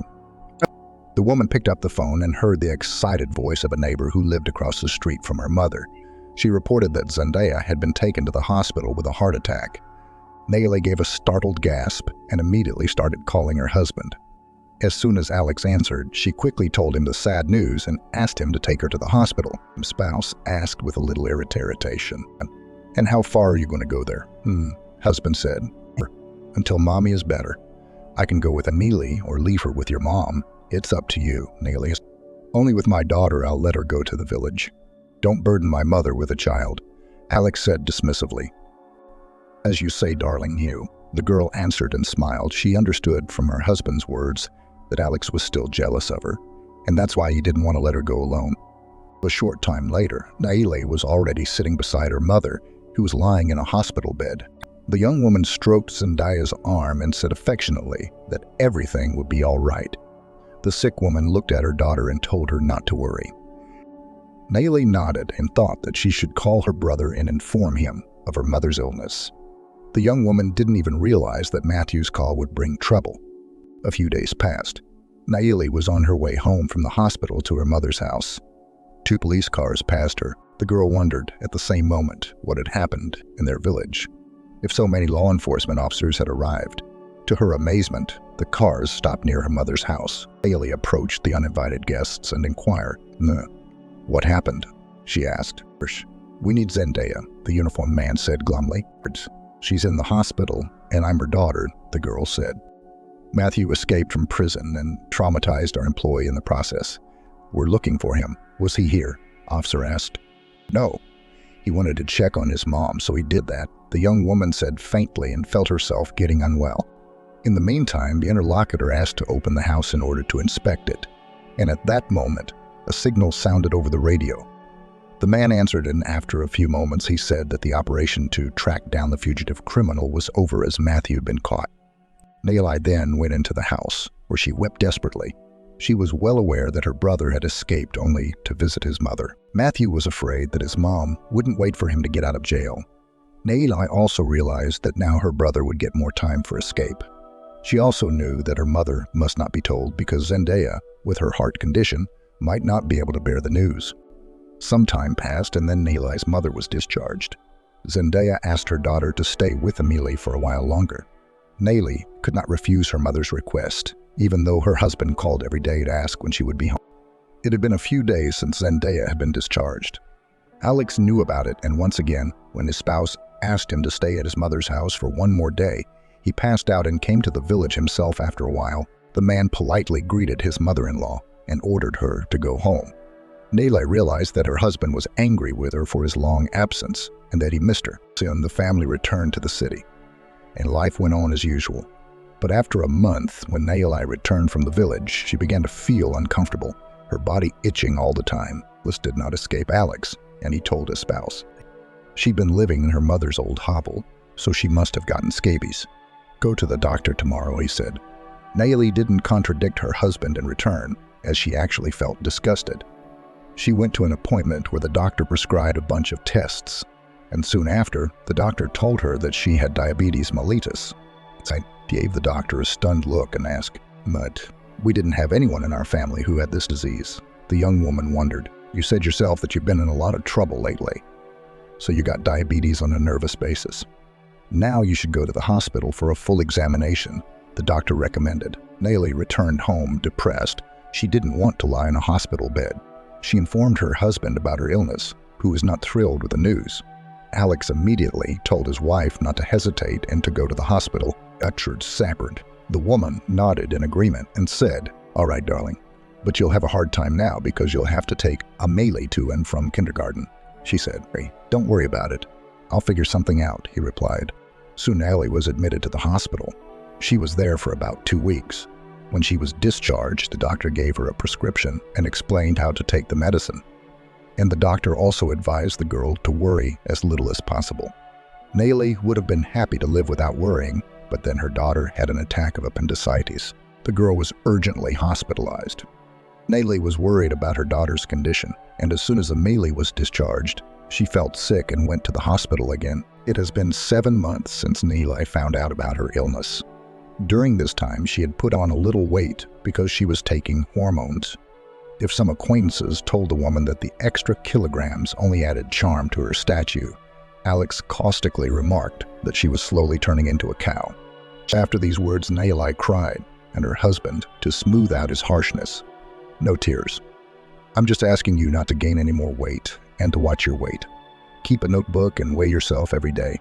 And now I want to tell you a happy thing that in a week, I will have a second car repair shop, and you and I will soon move into a 2-bedroom apartment. We've already found a buyer for this apartment," Alex said. "But where did you get the money?" the chosen one asked, stunned. "You should know the places, but in the meantime, start stowing things slowly," he smiled. And before long, Alex had already opened a second machine shop, and then the family moved into a 3-room apartment. Moving to a new place of residence was a big challenge for Nailai. She was nervous about anything, that she would not make friends with the neighbors, that they would live too far away from her mother-in-law, that her daughter would have to go to the 1st grade, and she would not have time to get the child ready for school due to the move. And as a result, the woman ended up back in a hospital bed. And when her husband came to check on his spouse, she asked him, "Let your mom help you with Amelie. You don't have enough time for household chores with your business. Invite Margaret to stay with us while I'm away," she said. I'm not going to call my mother, especially since she's leaving. I'll handle this situation myself, and Amelie will be fine. Don't worry about her, he urged Neely. Where is this going? She didn't say anything to me, really. I haven't called her in a while with this move. Neely didn't understand. Please don't bother your mom at this time. When you're discharged, I'll take you to her myself. It's a deal, he insisted. I won't mind you, whatever you say, sweetie, she agreed meekly. Neely checked out after a while. She arrived home and noted with pleasure to herself that the apartment was in order. The woman turned to her husband and spoke affectionately, saying she was proud of him. Alex, in turn, handed his chosen one a notebook and told her to start writing down the calories and how many she had consumed during the day. Neely gave her husband a dumbfounded look and said he had lost his mind. Alex stepped aside and then gestured to the mirror and offered his wife to look in it. The woman complied with her husband's request and looked at her husband again, and then seeing that the life companion was perplexed, muttered, "You put on a few extra pounds that don't make you look good anymore. I don't have to explain this to you, obviously." He resented me. "I don't understand something. Do you love me, or do you only care about my figure?" Both. So let's stop this pointless dialogue, he decided. After these words, Neely locked herself in the bathroom and cried for a long time. She hated herself for being overweight and decided that she would take care of her figure without feeling sorry for herself. Only after these thoughts, the woman was able to calm herself down and left the bathroom. The next day, Neely got up early in the morning while her husband and daughter slept, then weighed herself, recording her weight in a notebook, and then she did her morning exercises. When she did her exercises, she mentally encouraged herself that she was doing it not only for the sake of the man she loved, but also for her health. Afterwards, Neely saw her husband off to work, took her daughter to school. She began to study the calorie chart. Legends, the woman decided that she would cook for herself separately and only from low-calorie foods. She made a menu and put it in a prominent place in the kitchen. Several days passed. Neely continued to exercise every morning and cook for herself separately from the household. The woman believed that everything would work out and she would be able to regain her former figure. And when a week passed, Neely stood on the scales and was horrified to notice that during this time she lost only 260 grams. She was upset by the result and decided to talk to her mother-in-law, that woman called Margot, but the caller was out of range. When her spouse came home from work, she told him that she had tried to call her mother but was unable to. Alex then looked absent-mindedly at his beloved and informed her in a calm voice that his mother had gone to live in another country, and looked dumbfounded at her husband and utters, "No, come. Why didn't she say goodbye? Why didn't you say anything to me?" She was indignant. "It's a long story. Be patient. Mom will get settled and she'll call you. It's just that she got a boyfriend and he suggested moving to his homeland, and she agreed. And Mom doesn't have to answer to us for her actions. She's an adult," Alex said, as if Alex had cut him off. "It's not that Margot has to answer to us," the young woman exclaimed indignantly, wiping away tears with her hand. And then she went on to say, "That's not the point.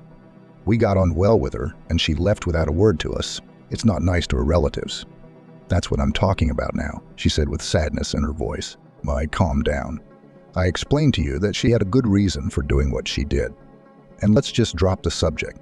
And actually, your husband came home from work hungry and he wants to eat like a wolf," said the husband. Neely had no choice but to silently walk to the kitchen and set the table to feed her spouse.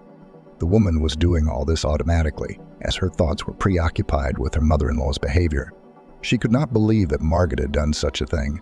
Neely was offended that her mother-in-law had done that to her and Amelie. A month had passed since Neely had been trying to lose weight. She decided to find out how much she would weigh at the end of the month. The woman stood on the scale and was confused. She saw that after all her efforts, she had lost only 1 kilogram. Neely did not believe the result at first and quickly went to the nearest health clinic where she asked to be weighed.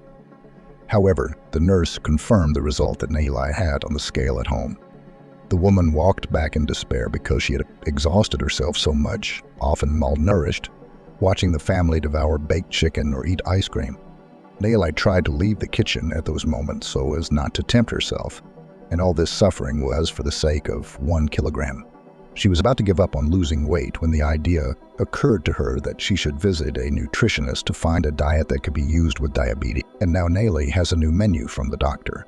The woman starts diligently again, a new attempt to lose extra pounds.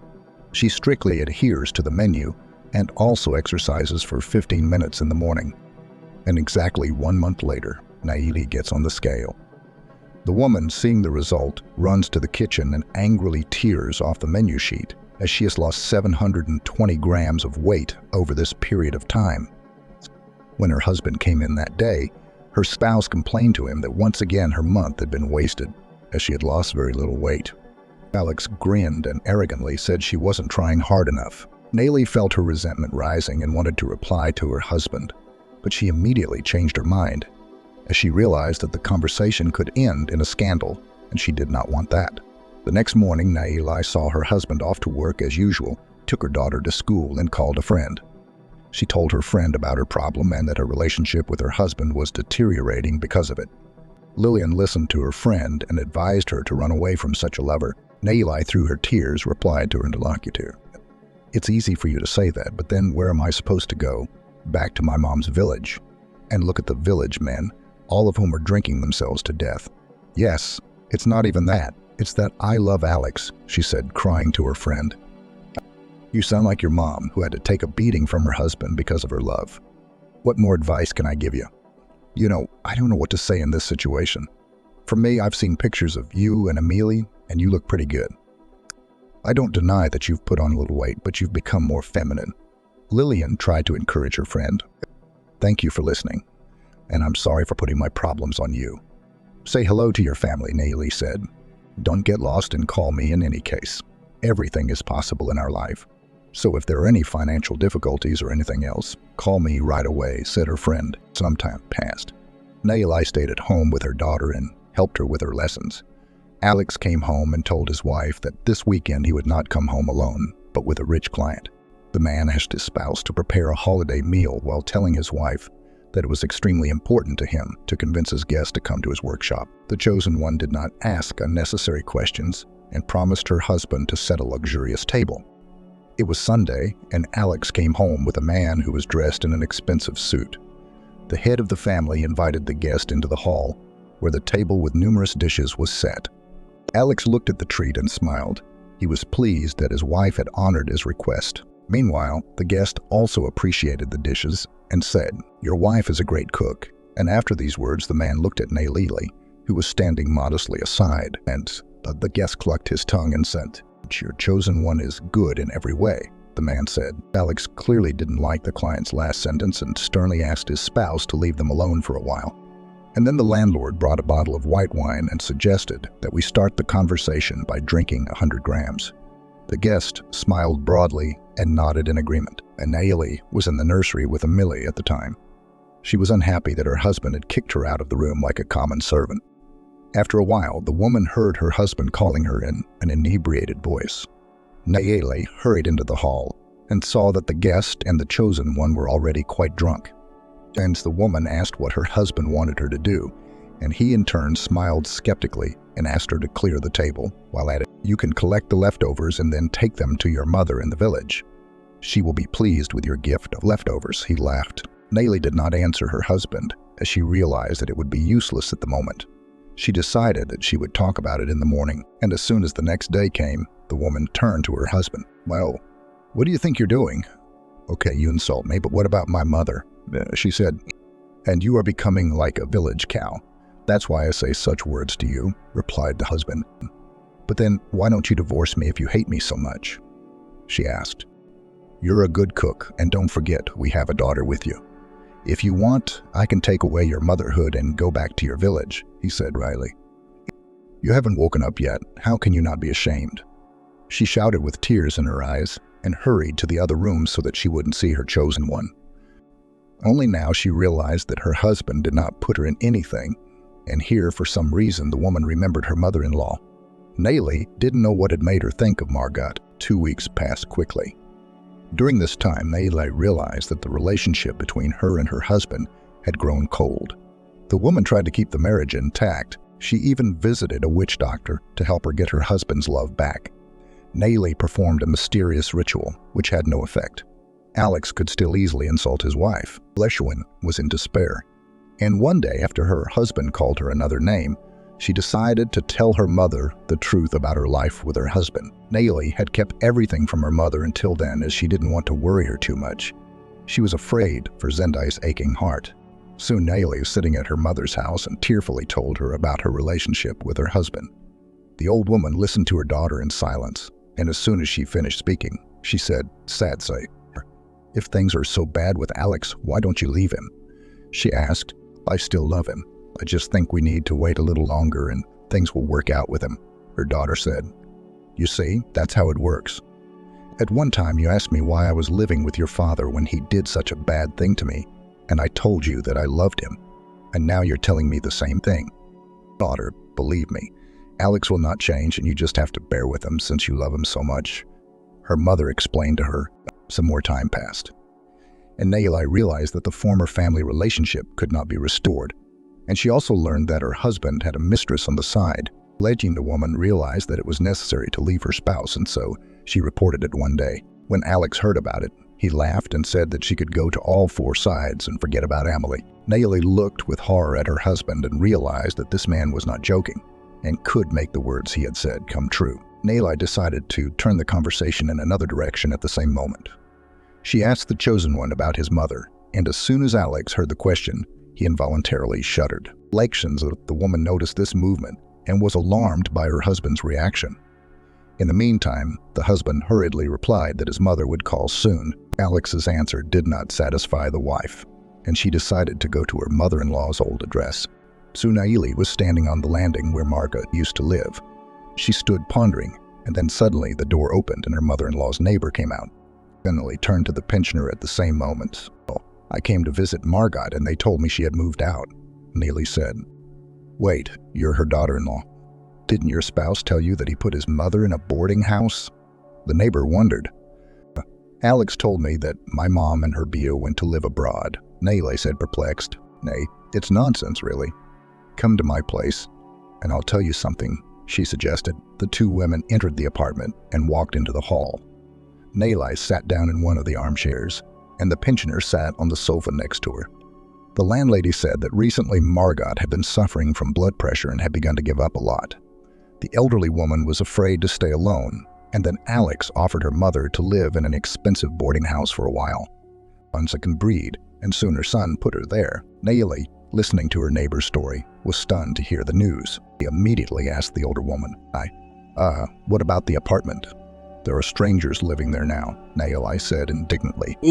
"As Margot told me, her son would rent it to her while she was in boarding school. But as I found out later, the apartment was sold, not rented. That's all I know. So you tell me, where is Margot now?" "I guess you took her back to your place," the neighbor asked. "Yes," Nayeli lied, and she wanted to be alone to think about it, so she added, "I'm sorry, but I have to run. School is ending and I need to pick up my daughter." "Thank you for the news," the woman replied. When she left her neighbor outside, Nayeli sat down on a bench and thought. She didn't understand why her mother-in-law, if she was in the boarding house, hadn't called her. It all seemed very strange to the woman, and she decided that she would get to the truth on her own. And soon Nayeli began to wait. About a month had passed and Alex's birthday party was coming up. Nayeli knew very well that her husband's friends and people he needed would come to the party. The woman bought groceries beforehand to prepare a festive dinner, and so the day came. The guests, headed by the birthday boy, were celebrating his birthday. The time flew by unnoticed, and now the end of the celebration was approaching. Alex swaggeringly called his wife to him and sarcastically said, humiliating her in front of his face, "Betty, pick up the leftovers from the table. You'll spoil your village mother." The guests laughed, except Vincent, who still liked Nayeli. He turned to the landlord and noticed that his wife was in great shape. Alex was about to say something to his friend when Nayeli interrupted him, turning to Vincent. "Thank you for standing up for me, but now I can fend for myself." The woman turned to her husband and smiled coldly, saying, "You're right. I'll pick up these scraps and feed my mother and yours, which you refused." The woman said bravely, "What the hell are you talking about?" Alex said fiercely. "Let me tell you and our guests what a respectable man you are in the community. I think you told your friends that your mother went abroad with her boyfriend. Only it didn't happen. You fooled everyone. And now it's time for everyone to know the truth. By the way, your mom should be here in half an hour to congratulate her diligent son, and I'll tell about you by then." Nailai began to talk. "Shut up, or I won't be able to take care of myself," Alex said menacingly and started to get up from his chair. But he was immediately precipitated by Vincent, who uttered, "Don't boil, Alex. You know very well that your mother was like a second mother to Eli and me, and it's important for us to know the truth." "Let Nailai talk," the man said. The woman glanced gratefully at Vincent, then turned to her husband. She saw that her husband was looking at her with fury. Nailai was well aware that at the moment she had to tear off the mask of hypocrisy from her chosen one in public. However, she did not feel sorry for her spouse because she had suffered from his humiliation lately, so she began to speak with a smile. "We all remember very well that Alex needed money to open a second auto repair shop. He didn't want to take a loan and he couldn't lend such a sum. That's when Alex turned to his mother and asked her to sell the 2-room apartment, promising her that he would buy a 1-room apartment instead. Margot refused her son, telling him that the apartment would be a future gift for her granddaughter's wedding. The son did not like his mother's answer, but he kept silent at the time. And then I went into the hospital, and at the same time Margot's health became bad, and she appealed to her son to have Alex take her in. However, Alex told his mother that he had an emergency at work, and he would not be able to properly provide care for his mother. And in return, he offered her to live in an expensive boarding house. The old woman believed her son, thinking at the time how caring her child had grown up. In the meantime, Alex slipped his mother papers, told a lot of fairy tales, and the elderly woman signed documents that her son could take over the real estate. That's how Alex took possession of Margot's apartment. And after that, he put his mother in a so-called boarding house. Nailai paused. The guests sat in silence and waited for the continuation. The woman looked at her husband, who looked at her with contempt. Nailai subconsciously waited for her husband to apologize and ask her not to say anything further. Seeing Alex's gaze, the woman finally realized that her husband was in no way ashamed, and she continued her story. When Alex pulled the scam, he told everyone that my mama had gone abroad. It seemed strange to me at the time, but I trusted my husband wholeheartedly. And for some time, I waited for my mother-in-law to settle down in a new place. But as time went on, Margot never showed up. And I turned to my husband about it, and most amazingly, my husband was embarrassed by the question about my mother. That's when I felt something was wrong. And I went to the address where my mother-in-law lived, where I accidentally ran into a neighbor who told me about the boarding house. I was astonished by my husband's lies and did not tell him anything. I started looking for Margot on my own. I visited several boarding houses, but there was no woman in any way. I was in a stupor as I did not know how to find a mother-in-law. I started to revisit boarding houses, and in one of the institutions I was advised to look for a relative in a nursing home. That's where I found Margot. You should have seen how happy she was to see me. The old woman was crying tears. My mother-in-law told me about the documents, how she had signed them, and that her son did not visit her at all. I asked her why she had not come on her own. And at the same moment I realized that I had asked a stupid question because Margot could hardly move. Nailai paused and looked at the guests. There was silence in the room. Everyone was shocked by the story. The woman was silent for a while, and then she looked at the people in the room and said, "But that's not all. I was waiting for someone to ask why Margot didn't call because she has a cell phone." Well, there's a little story here too. It turns out that Alex had thought of everything. He told his mother that he accidentally dropped her cell phone in the water and it no longer works. Alex promised his mom he'd buy a cell phone, but as you all know, he didn't. One more thing I'd like to say is that Alex put his mother in not the most decent nursing home. As much as I hate to say it, not all institutions have decent staff. It just so happened that Margot ended up in such a nursing home. Nailai stopped talking and turned to her husband. She gave him a cold look, then smiled and began slowly clearing the rest of the food off the table. The guests watched the woman in a daze.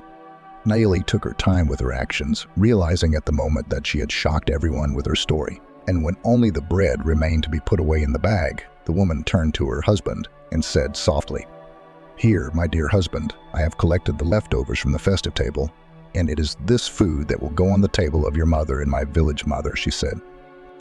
Vincent stood up at that moment, and he looked at his friend contemptuously and said, with a slight anger, that he had not expected his friend to do such a thing.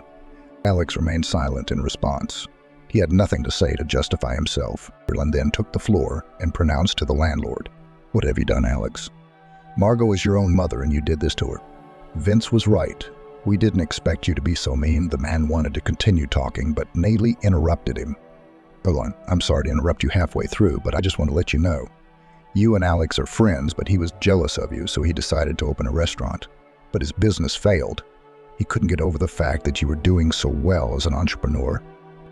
And then Alex decided that if the restaurant was not lucky, he would open an automobile repair shop. He did, but only in what way? Now it's clear to everyone what money Alex used to buy the machine shop. It is also clear that he used the money to buy a 3-room apartment, the woman explained. Then the doorbell rang. Nayli exclaimed that the dearest guest had arrived and rushed to open the door. Soon Margot entered the hall, leaning on 2 canes, followed by her neighbor. Then Zendaya appeared, followed by Nayli. Lagat approached her son, who at the same moment lowered his head. Alex didn't want to look at his mother, and the older woman put her hand on the man's head and stroked him quietly. Then she asked Vincent to help her sit down next to her son. The man hurriedly helped the woman to sit down. Then did Margot turn to her son. Well, hello, son. I came to wish you a happy birthday. I'm sorry I didn't bring you a present, but I did. Thank you for what you've done. I won't blame you. There's no point. There's a popular wisdom that the law of the boomerang has never been repealed. Still, I didn't want that law to affect you. What more can I say to you? And I have nothing more to say to you. I only feel bad for you in front of your friends, your wife, and Alice. I must have missed something in your upbringing that you could treat your mother like that. And now, with your permission, I will turn to your wife, because it is thanks to her that I'm sitting in front of you now. Margot turned her head to Nayli and smiled affectionately at her. Then the old woman beckoned her daughter-in-law to her with her finger. The daughter-in-law approached her mother-in-law and squatted down in front of her. Margot stroked the girl's head and said softly, I've already thanked you for everything, but I want these people to know what you've done for me. My mother-in-law began to say, You don't have to say thank you. I did it for your sake, because I love and respect you, Nayli replied with tears in her eyes. Don't cross an old lady, my dear. You are very clever. Here the woman paused and looked at the guests and then addressed the audience. My sister-in-law found me in our big city. She went through more than one institution before she found me. But that is not the most important thing. Nayli took me from the nursing home and took me to her mother in the village. And then she told us how her husband humiliated her in front of the guests. That's when we all decided together that we should give my son a present when he insults Nataka again. A couple of days before the holiday, she brought us to the city and brought us to my former neighbor, who had taken us in for the time being. We had to tell her the whole truth, because the lies would come out sooner or later anyway. The neighbor was shocked when she found out. She thought I was living with my son. Margot was silent. No one in the room wanted to say anything. This went on for about 15 minutes, and the silence was broken by Alex, who stood up and said, "And why are you making a monster out of me? Do you know what it's like when your best friend gets richer every year? Or do you know what it's like when my wife disobeys me and has a child against my judgment? Do you even understand what it is like when your spouse gains pounds every day and does not look after herself at all?" The birthday boy was indignant. "Stop talking nonsense."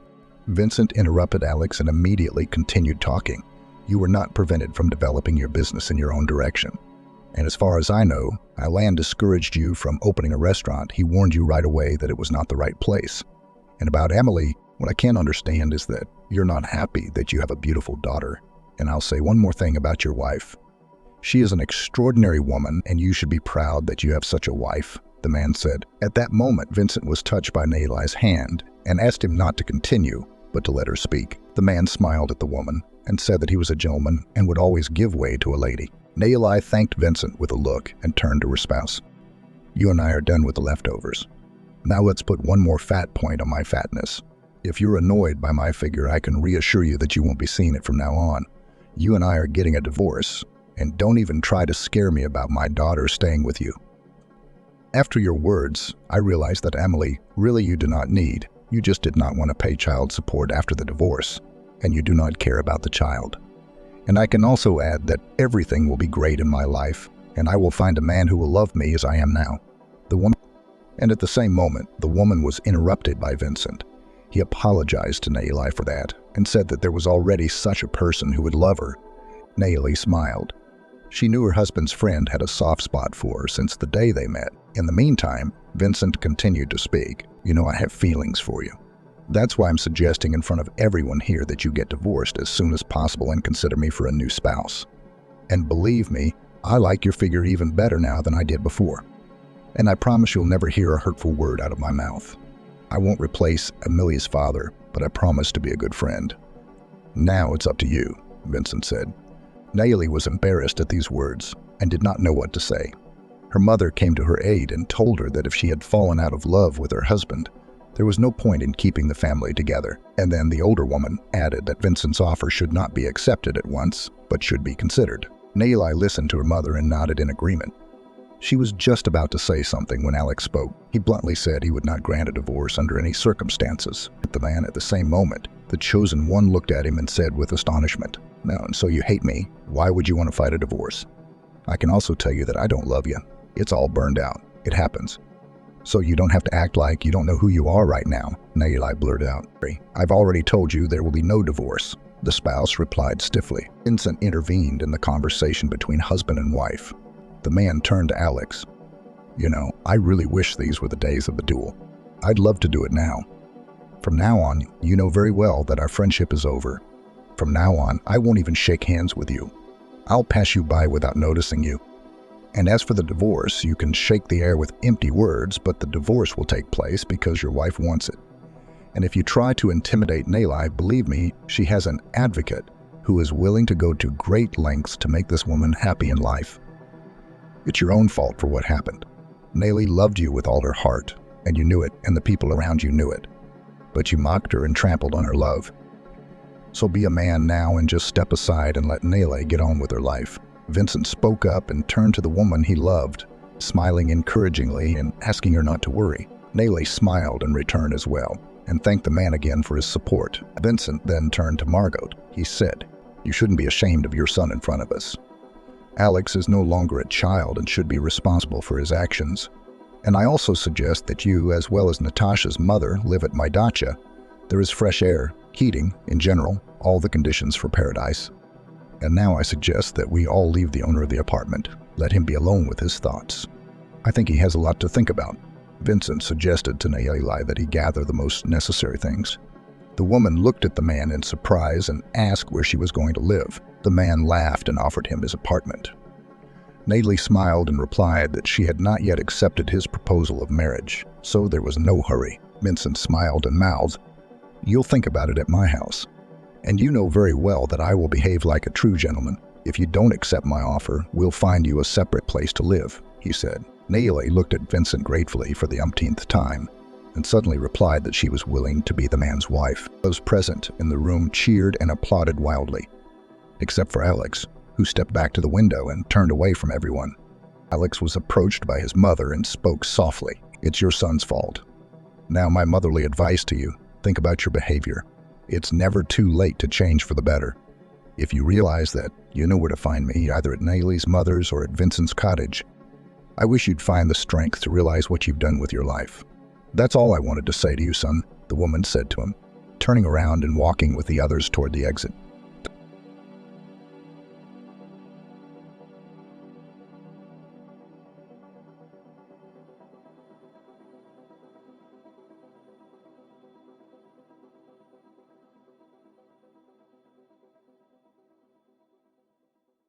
Helly was furious. She wanted to tear, throw, and smash the dishes, especially the one his parents had given him for his and Nathan's wedding.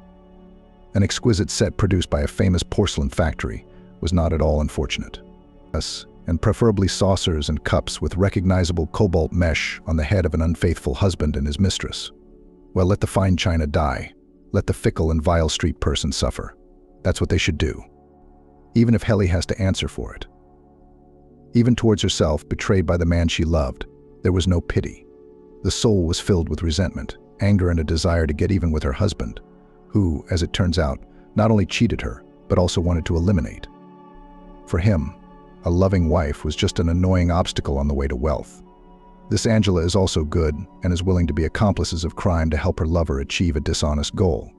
A burning mixture of emotions pushed Helly to reckless action. But the woman with the remnants of prudence realized she could not allow herself to give in to her emotions. Her tantrum would mean victory for that nasty traitor Nathan and his filthy bedfellow, Angela. Allow her own defeat, Helly could not allow herself to be defeated. Wow, just 15 minutes ago I was perfectly happy. And now everything in my life has changed so drastically that I'm even dizzy. My husband has a mistress. And this is very Angela, or whatever Nathan called her. She personally hired her, always happy with her, as an employee, even provided career growth for her. When Angela complained that her health was failing in the kitchen and said she was going to look for a job in an office, she offered her a job as an accountant. Yes, you're not a good judge of character, the woman scolded herself mentally. She herself had recently heard with her own ears, so insidious and cold-bloodedly her husband discusses with his mistress a plan to eliminate his wife. He, so cunning and judicious, wants the law enforcement agencies to have no questions for him because of his wife's premature death. And Angela's giving advice. She's interested in ridding her lover of his legitimate wife. Well, okay, she wants to set things up so that she can maximize her winnings with little to no effort. Yeah, so much for his law degree. Although, as far as I know, Nathan's never handled a criminal case. But I can't say that I know him at all. How could I ever assume that in the company of his mistress, my husband would dare to eliminate me? Besides, who knows what kind of connections and acquaintances he has. It is quite possible that these nasty people will manage to build the whole case so that she, Helly, will go to the grave, and they will live happily ever after. Yeah, they're dangerous enemies. That's why we can't show these vile individuals that their plan has become known. Otherwise, they will act even more secretly, or accelerate the realization of a despicable plan. It is necessary to keep calm to expose the traitors without the possibility of getting away with it.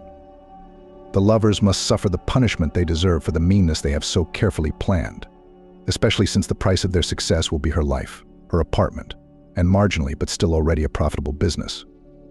The car is just a nice bonus. It's true what they say, appetite comes with the meal. Greedy Nathan does not think about divorce, because it means an inevitable division of property. However, he does not want to share neither the firm, which was actually founded by her alone. Of course, it cannot be denied they developed and led it to prosperity together. But he wants to take into his hands that has nothing to do with him. 3 years ago, when I married Nathan, I thought he loved me more than life. At least that's what he said. And today, by chance, I found out that's not the case. Nathan doesn't need me alive, and I'm even dangerous. But how wonderful and romantic everything started. The upset woman felt that tears were about to flow from her eyes, hastily parked the car in the parking lot in front of the nearest grocery store, and leaned back in her chair. Helly sank into her memories. Helly's mood had been far from romantic when she had met Nathan. She had been busy with the business of opening her own cooking shop, where she planned to prepare baked goods from homemade recipes. Of course, it was much more complicated than using some already promoted franchise. But it was the original bakery that she planned to organize together with her childhood friend Jane. Their kind and trusting relationship had developed in high school, and then although they had gone to different colleges, their friendship had remained virtually unchanged. It was surprising, but romantic, and often flying in the clouds. Helly did not irritate straightforward and pragmatic Jane, and her serious advice often helped to avoid trouble. The tandem of such dissimilar girls was perfect, and in the cafe their roles were distributed long before the opening. Jane, who had a profession as an accountant, was ready to take over all the money matters because she knew them, and even surprising her friend with love and attention, shared her delight at the successful conclusion of debit and credit. Helly, educated as a pastry chef just on the profile of the conceived enterprise, by that time had already had a few years to work in a quite decent institution and learn many valuable nuances, about which nothing said teachers in college.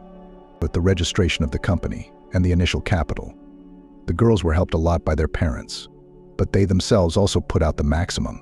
But it was still difficult. Far from being stupid, Helly quickly realized that the experience was clearly not enough. It was much easier to be an employee than to manage everything on her own. But there was nowhere to retreat, and the girls strived for their goal. That momentous day turned everything upside down.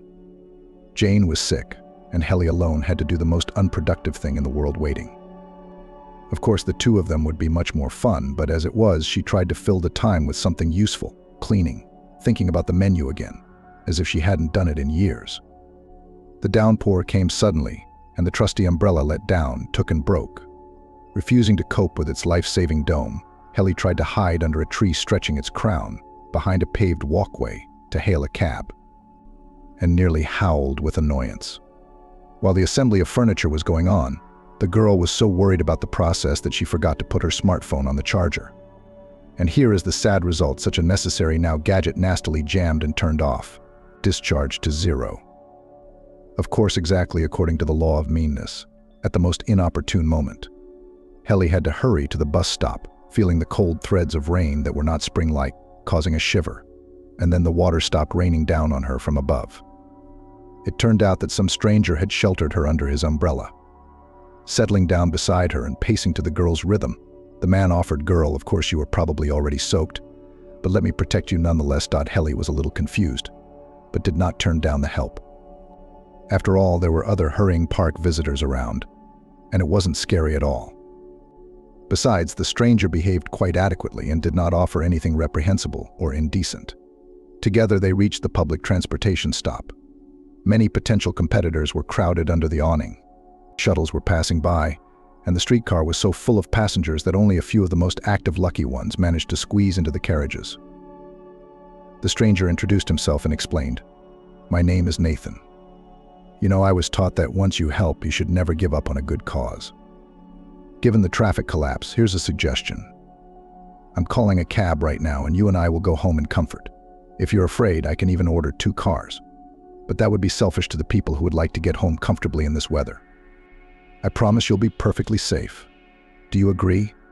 Feeling her soaked feet begin to freeze, Helly agreed, gave her address, and, thanking her for the courtesy, promised, "As soon as we're in the car, I'll wire you the money for the trip." The downpour came suddenly, and the trusty umbrella let down, took and broke. Refusing to cope with its life-saving dome, Helly tried to hide under a tree stretching its crown, behind a paved path, to hail a cab, and nearly howled with annoyance. While the assembly of furniture was going on, the girl was so worried about the process that she forgot to put her smartphone on the charger. And here is the sad result: such a necessary now gadget nastily jammed and turned off, discharged to 0. Of course, exactly according to the law of meanness, at the most inopportune moment. Helly had to hurry to the stop, feeling the shivering, cold threads of rain that were not spring at all. And then the water stopped crashing down on her from above. It turned out that some stranger had sheltered her under his umbrella. Settling down beside her and pacing to the girl's rhythm, the man offered, "Girl, of course you are probably already soaked, but let me protect you nonetheless." Helly was a little confused, but did not turn down the help. After all, there were other hurrying park visitors around, and it wasn't scary at all. Besides, the stranger behaved quite adequately and did not offer anything reprehensible or indecent. Together they reached the public transportation stop. Many potential competitors were crowded under the awning. Shuttles were passing by, and the streetcar was so full of passengers that only a few of the most active lucky ones managed to squeeze into the carriages. The stranger introduced himself and explained, "My name is Nathan. You know, I was taught that once you help, you should never give up on a good cause. Given the traffic collapse, here's a suggestion. I'm calling a cab right now, and you and I will go home in comfort. If you're afraid, I can even order 2 cars. But that would be selfish to the people who would like to get home comfortably in this weather. I promise you'll be perfectly safe. Do you agree?" Feeling her soaked feet begin to freeze, Helly agreed, gave her address, and, thanking her for the courtesy, promised, "As soon as we're in the car, I'll wire you the money for the trip." "Well, not right away. My smartphone ran out of battery, but you dictate your number to me, and then I'll throw you the amount due." The man monitoring the app for information about the arrival of the cab did not respond to this statement. Since there was not enough room under the roof of the bus stop for everyone, they stood there without saying a word, under the not-so-secure cover of an umbrella. But the rain slowly calmed down and no longer tried to roll the cold water out of the people's bags in the street with gusts of wind. Soon Nathan rejoiced and jokingly announced, pointing to a car neatly parked near the bus stop, "But here, the carriage is served." Helly was glad to be in the saving warmth of the automobile interior. When asked for her phone number, Nathan handed her a business card. "This is not for you to wire money. I can well afford a cab ride, especially since we're kind of on the way. Just in case maybe you or someone you know needs legal services, call me. I'd be glad to." Getting out of the car outside her house, Helly again thanked the man who had unexpectedly come to her aid. "Thank you again." As soon as the thought of transferring money crossed her mind, Helly hurried to send Nathan the money. but soon a text message informed the girl that the entire amount had been returned. Also in the message was the text, "Nice to meet you. After thinking about it, Helly decided to send her savior from the rain an invitation to the cafe after it opened, saying that the kind man could try any treat at the expense of the place. This option seemed to be the most acceptable. Finally, the girl lit up and dozed off. About a week later, after kilometers of spent nerves, Helly and Jane's cafe received its first visitors. Not in vain, they were in a hurry. Not all the townspeople in the festive days of May went to the Dacas and in the lap of nature, and there were quite a lot of visitors. Jane even had to help the employees. It was a good thing that she had applied for a health book at the same time as Helly and could not be afraid of possible inspections. By closing time, when their parents arrived to take care of their business, the girls were exhausted but satisfied. All together, closing the doors from visitors, sat at the tables for a while, letting Helly and Jane recover a little. It was only afterwards, having refreshed themselves with tea and unsold wares, that everyone went home. Helly didn't want to go to her parents' house for the night, so they gave her daughter a ride to the driveway. There, to the girl's surprise, Nathan was waiting for her. He had flowers in his hands, and it so happened that he, as if immediately, met potential relatives. The man held himself without embarrassment, but apologized to Helly's mom and dad. "Mary Alex, I apologize. I didn't think there would be an introduction to you today, and I didn't prepare you and your spouse the proper presents. I promise to correct the oversight the next time we meet," he said. The parents were rather wary of the active, though very courteous man, but they could not influence Helly. She was completely enchanted by the man. He quickly became the most necessary person for her. The girl was a little disturbed that the relationship between her lover and Jane was developing disgustingly. The girlfriend wrinkled her nose when Nathan gave her some compliments and didn't hesitate to snap at him if he dared to make critical remarks. "Look, Helly, I understand love is a carrot. Your head is spinning, but you don't notice what strange eyes this Nathan has. It's as if he's scanning his interlocutor for easy and visible weaknesses, so that he can strike a crushing blow if necessary. And those pupils dilate and constrict to the size of a mace, a black head. Look, you should be more careful with him. Don't be in a hurry to let him into your life," Jane cautioned. Helly tried her best to protect her lover. "Jane, you're not quite right. I mean, Nathan's eyes are really special, aren't they? Studious, but that's only because of his former profession. He used to be a police officer, and then as a lawyer he decided to retrain. Don't be offended if he criticizes you. He's just used to telling the truth," she explained. In love, Helly did not even notice that Nathan really often hurt her friend without any good reason. Joint walks stopped almost immediately. The man seemed to be polite, but managed to irritate Helly, causing an unpleasant feeling of jealousy because of the numerous and polite questions he asked her friend. He was interested in absolutely everything: where she studied, where and with whom she lives, what kind of accounting experience she has, and even in what store she prefers to buy clothes. In the end, tired of answering, Jane, who was not distinguished by humility and patience, burst out, "Nathan, what makes you think I'm in your office being interrogated? Look around. We're in the lobby of a movie theater with Helly. Give her your attention and leave me alone. I'm sick and tired of your questions. I'm tired of making excuses for something I didn't do." After that, the girl hastily said goodbye to her friend and went home without listening to her entreaties to stay. Since then, Jane tried to avoid communication with her unpleasant person in every possible way. Of course, it was impossible to completely exclude meetings, but she tried not to talk to him and even sometimes blatantly ignored the questions he asked her. By the fall, the cafe became a success. There were regular customers, including not too wealthy, but many students from the nearest university. Helly was overjoyed. Judging by the figures Jane showed her, there was already a net profit. It wasn't much, but it was already good. "We haven't recouped our investment yet," the accountant reported, "but if things continue at the same pace, I predict we'll be operating at a profit by early February. We'll have to think about putting something special in the range for New Year's Eve, won't we?" Helly knew she needed to spin even more so that the steady high income would allow her small team to proudly recognize the victory. Therefore, the quality must not be reduced in any way, and the assortment must be updated.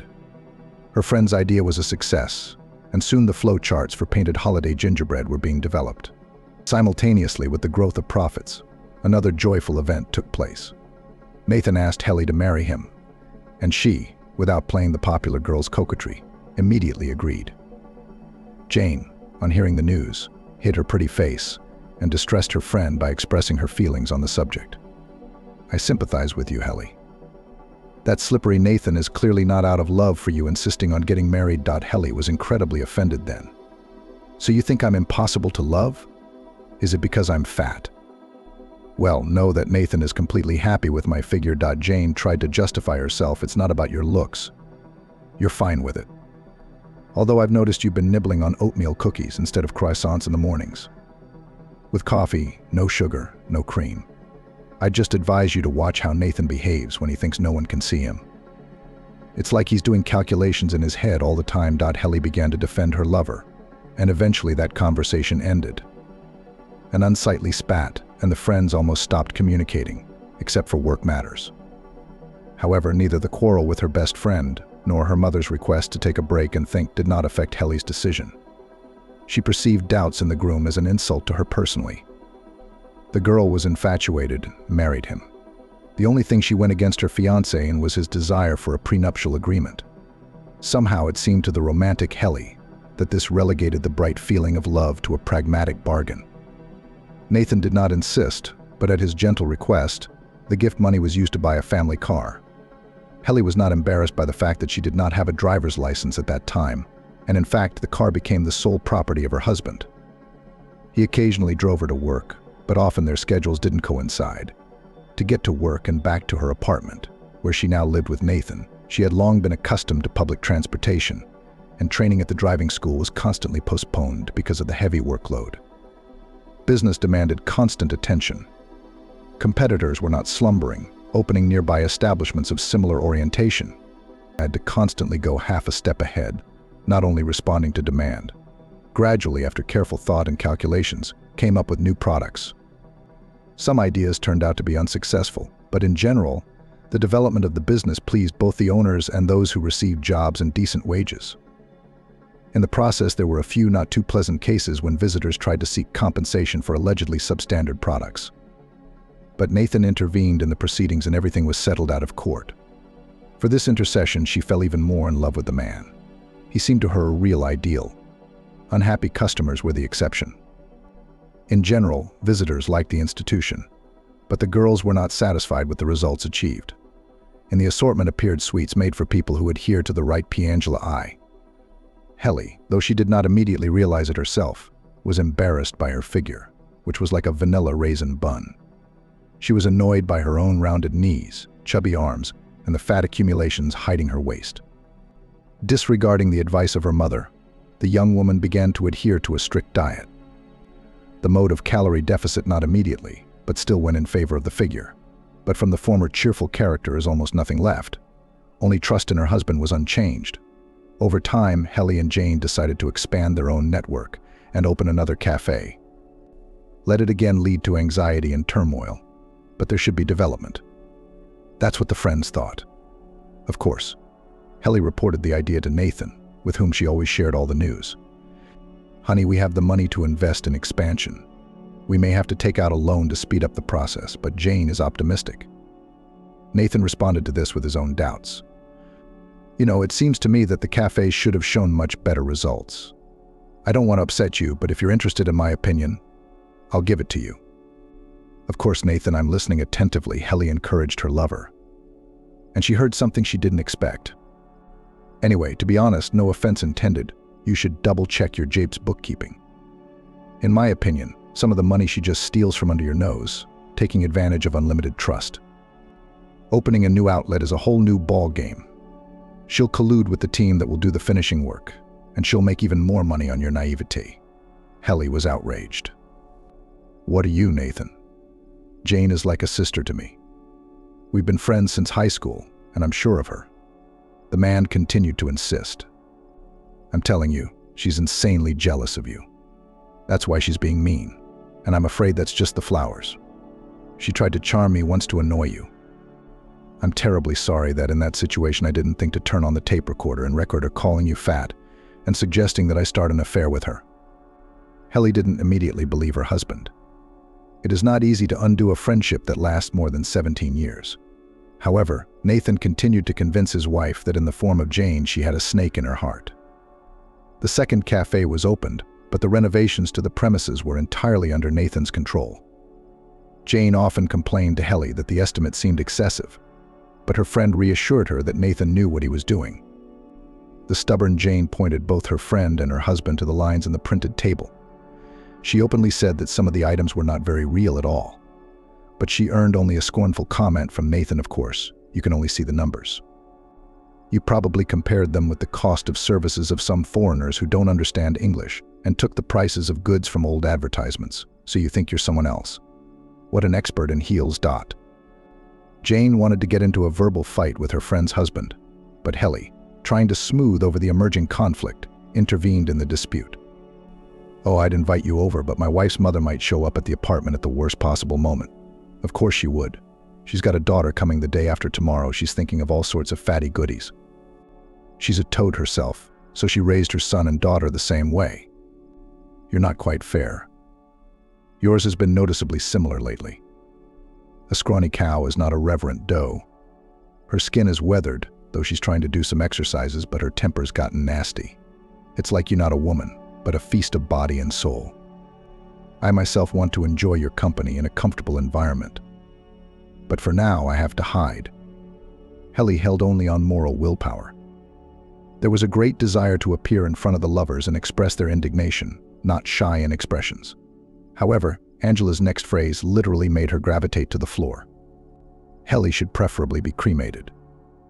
Then it would be possible to live without fear. After all, in this case, no one will not be able to find out the true cause of death. You're a dangerous little thing. Do you watch a lot of detective movies? I guess you're right. Cremation is the perfect way to hide the loose ends. I'll probably have to talk to her parents about burial arrangements. But I think I can convince them to go with what I suggest. It is unpleasant that they too will be heirs of the first turn, but it is also solvable. Again, from the loss of my beloved only daughter, there's not much that can happen. I believe you will think of everything in the best way. An enthusiastic Brew called out to Angela. There was the sound of kissing and instinctively staggered from the revulsion that seized her. Helly snagged a water bottle that had appeared on the floor, which must have been left by the builders. Oh, Nathan, Angela exclaimed, I think I heard a noise in the next room. Come on, it's nothing. The builders have long gone. Maybe the mouse, because of the sloppiness of unscrupulous exterminators, survived. Started to calm the mistress, Nathan. I think you just imagined it, but don't be nervous and don't get distracted. We have better things to do than chase mice, my kitty. Helly even covered her mouth with her hand to keep from screaming with resentment and disgust at the luscious intonation of her husband's voice. Angela continued to insist. Please go and see what's out there. I can't relax thinking that someone is around, or even peeking at us. Not waiting for her to persuade the man to check the room, Helly hurried away quietly so as not to give away in any way that she was here and heard such an unpleasant conversation. Wiping away her tears, Helly picked up her phone and looked online to verify her husband's words. It turned out to be just as he had said. Since they have not yet decided to have a child, then if something happens, and the first-line heirs will be her parents and the cunning, sneaky Nathan. The woman was horrified. So her mom and dad are also at risk. There was no doubt left it was necessary to strike a blow against the traitors. Can't risk her parents, worry them too. Can't go home and pretend to her husband that she missed him, that she was glad to see him, and that everything between them was still the same. Helly was not able to. Ironically, the only person to whom a woman treacherously betrayed by a supposedly loving husband and seemingly reliable employee could turn for help was Jane. But how would her once resentful friend treat the request to at least listen and give sound advice? Almost without breathing, Helly listened to the long beeps. Then, finally, an energetic greeting came from the speakers. Hello. Ooh. Jane, please forgive me for everything. You were completely right. I'm in such a situation that I'm scared. Terribly scared. Please, let's meet. I can't tell you everything over the phone. Whether Jane had forgiven her friend or gloated, Helly didn't care. What mattered was that she heard the words that were so important to her. All right, come on over. You probably haven't forgotten the address. It's just in time for my parents to go on vacation. Otherwise, they probably wouldn't have let you in. Unlike her friend, Jane didn't want to live apart from her mom and dad.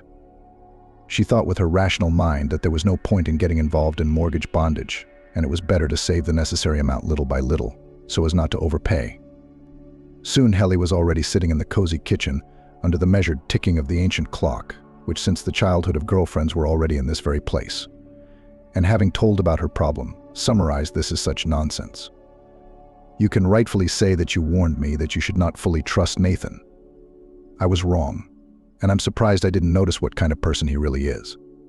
I guess the whole staff knows about his affair with Angela, except for me. Jane shook her head as she listened to her friend without interrupting. Even I didn't expect this from your husband, even though I've seen that he's a real scoundrel without principles or morals. I didn't think he'd be willing to do such a thing for profit. But I can't imagine how you're going to do it now. Most likely the time is very little, because they have already decided everything, judging by what you say. Sorry, I will say not the most pleasant things, but if they agree on cremation, then, most likely, as a way of your elimination will be chosen poisoning. Probably the best solution would be to move out of your own apartment for a while and strictly not accept any food or drink from their hands. However, there's a catch: your enemies may not plant the poison directly, but simply place it within easy reach. Going to the police is probably futile and maybe even more dangerous than dealing with it yourself. As I understand it, you did not make a record of the conversation between your husband and his mistress. And on top of all this, he may still have friends in the police. It's your word against his word. That's not a good bet. He's a lawyer, and things may not work out in your favor. I'm also worried that your parents are at risk. Even if you leave as if on a long business trip or on vacation, they can rearrange their plans and deal with Uncle Sasha and Aunt Masha, who, if you happen, what would be heirs first in line. I pity them, and you too, to be honest, got into this, his Nathan. Now we'll have to do our best to get out of it unscathed. So you can't run away directly, and right now. It's not safe to cause a scandal either. Who knows how a sweet couple of lovers will act then? We'll have to win by stealth, but we must think it over very well. The friends began to think of options, but the conversation was interrupted by the trill of a smartphone. It was Nathan calling. The wife decided not to talk to him for a long time, so that the man would not guess that she knew something, and quickly ended the conversation. I'm terribly tired today. See you tomorrow. Making sure the call ended, Helly placed the smartphone on the table and fiddled with it, trying to hold back the tears bursting out. How can you lie so perfectly? If I didn't know he was dreaming of getting rid of me, I'd actually believe his words about the separation being unbearable for him. Lies so cynically, deceives, speaks tender words so unscrupulously, without even the slightest intonation revealing his true feelings and desire to destroy me. What sort of a man is he? Jane consoled the friend who had almost become an ex for good. You didn't listen to anyone's advice, but there's no time to regret the past. You have to do something in the present to avoid getting into an even worse situation. Helly was horrified by Jane's calm examination of the situation. All she could do was ask, "What am I supposed to do?" Jane continued to reason, saying everything in a measured manner, so as not to unnerve her friend. First of all, you shouldn't panic. It won't help and may even harm you. I'm afraid that with Angela's active assistance, Nathan has backed up and withdrawn a sizable sum into secret accounts, possibly opened with someone else's data. Of course, if they expect to eliminate you completely, maybe they did not make unnecessary movements. What's the use of making a fuss and risk being caught in an unfavorable coincidence, if after a short wait you can get a much bigger prize? That's a very funny joke, my love. But today, I dare remind you, is not April 1st. Well, I've got a lot to do. You can explain to me at home tonight what the hell went through your charming head. Kisses, my darling. Janine grinned a little too kindly. He's sure you're still madly in love with him. But from what I understand, at this very moment he's probably calling his mistress to see what's going on. The nasty couple will be here soon. Mark my word, they will most likely come one at a time. Janine was wrong. The friends had barely had time to sip a cup of coffee with the new menu when Nathan appeared in the office. The man's handsome face contorted with a grimace for a split second when he saw his wife in Jane's company. However, he instantly took control of his emotions and, saying hello, turned to his wife and then to her friend. I insist that you explain to me what happened on the business trip, except that this conversation is clearly not for the ears of outsiders. Jane, do you have the decency to leave me alone with my wife? She and I have a lot to discuss. Helly asked. Nathan, we can't talk alone, if you want. Let's discuss what you want to discuss. I'm listening to you very carefully." The man was puzzled, but decided to ignore the woman who always put him off balance and, raising his hands in the air as if in a sign of joking surrender, clarified. "What's this unfortunate divorce joke?" Helly spoke calmly, though she had to clench her fists to the point of whitening. "No, Nathan, I'm not kidding at all. We're getting a divorce, and it's finalized. I don't want to say the reasons out loud. Besides, you know them very well. Tell me, what time can you come and get your things?" Nathan was not going to give up without a fight, and Helly, overhearing his conversation with his mistress, understood why it was not enough for him to get what he would have gotten in a fair divorce. He wanted to take a bigger and tastier bite out of the family pie. This comparison, unintentionally brought to mind, helped the woman listen to her unfaithful husband, even with a modicum of humor. "Helly, I don't understand anything. I can only guess that Jane is involved in this whole situation. Beloved, if you are interested in my opinion, such interference in purely family matters is out of the question." Suddenly the wife was even amused. "Wow, my darling. And I thought you could call me a skinny cow to my face."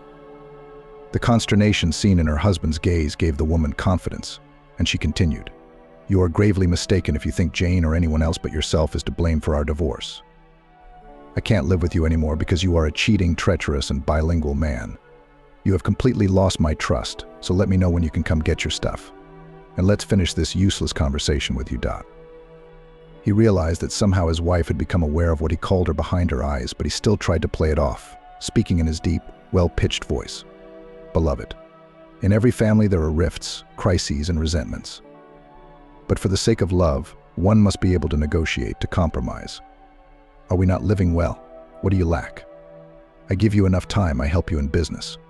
Isn't that enough? If you want, let's just take a little break.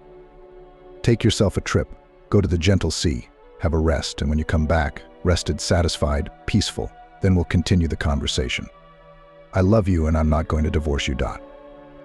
While the woman, panting at her husband's insolence, thinking that now she would be touched by his confession, was looking for words to answer him, Angela entered the office, as her friend had predicted. She looked at the gathered company in surprise. Seeing her lover with his wife was familiar. However, her predecessor as accountant was also with them. Angela realized that something extraordinary was happening.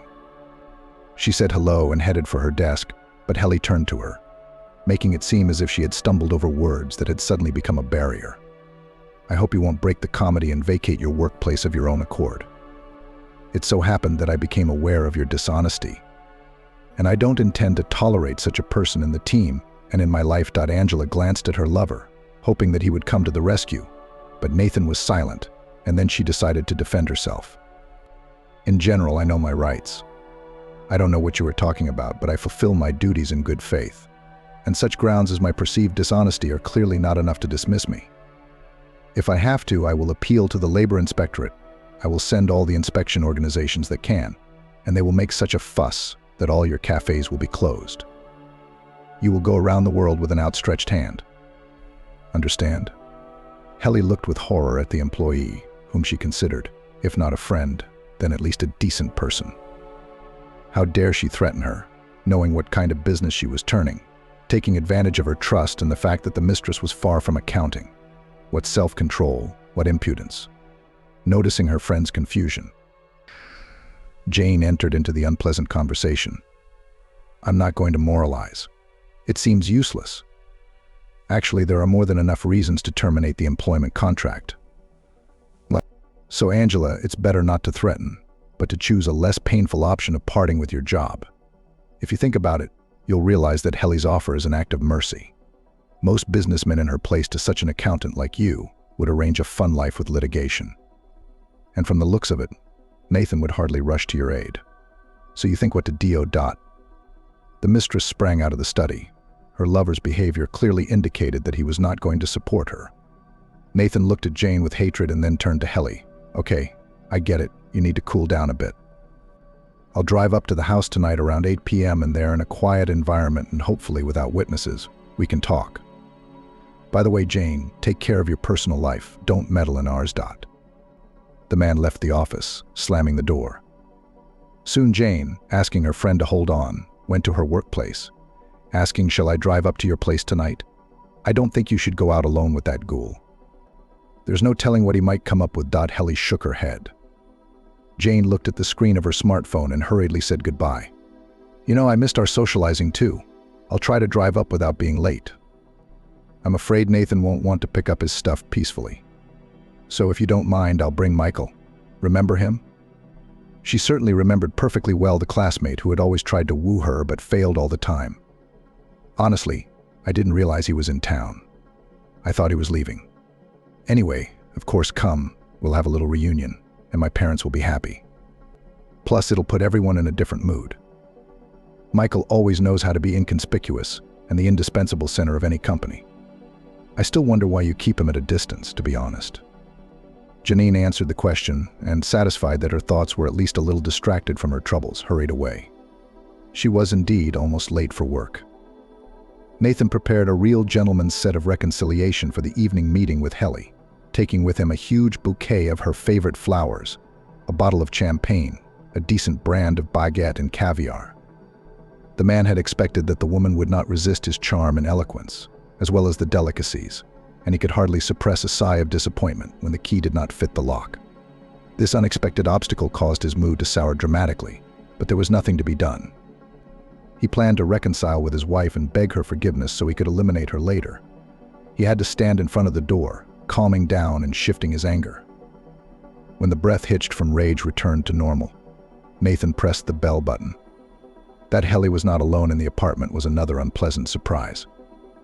His wife's parents stood behind their daughter's back with eloquent glances, but he, as if not noticing the bags and boxes set out in the hallway, said hello, crossed the threshold and spoke. Helly, my love, we should at least try to work things out peacefully. You've got a whole support group here. I was trying to be nice. Maybe there's no point in us breaking up. I love you, you love me. Why do we need a divorce? Well, things happen in life. We all fall short of perfection. We have to be able to correct the mistakes we've made and work on our family relationships. Do you want me to confess my love to you in front of my parents? I'm still crazy about you. And you're all business. So I made a mistake. It was a mistake. What man doesn't have an easy affair? I swear on anything. I swear I'll never look at another man again. What do you think? Helly was for the umpteenth time shocked at her husband's behavior so far. How calmly he spoke, indignant, with flowers, with a bag, so confident in his charm and the success of his visit, calling her his favorite. Lord, how could I get through this meeting without crying in front of this scoundrel? Helly grinned unhappily and replied, Here's what I'm thinking, Nathan. How did I manage to marry such a lying monster? Only about 24 hours ago, you and your mistress were planning to kill me, and now you're trying to make a good impression, to make up. You even swear, quite sincerely as it may seem, that you'll be faithful. Good thing I didn't say till death do us part. In the context of what I heard last night, that wouldn't even be funny. Get your stuff and get out of my life.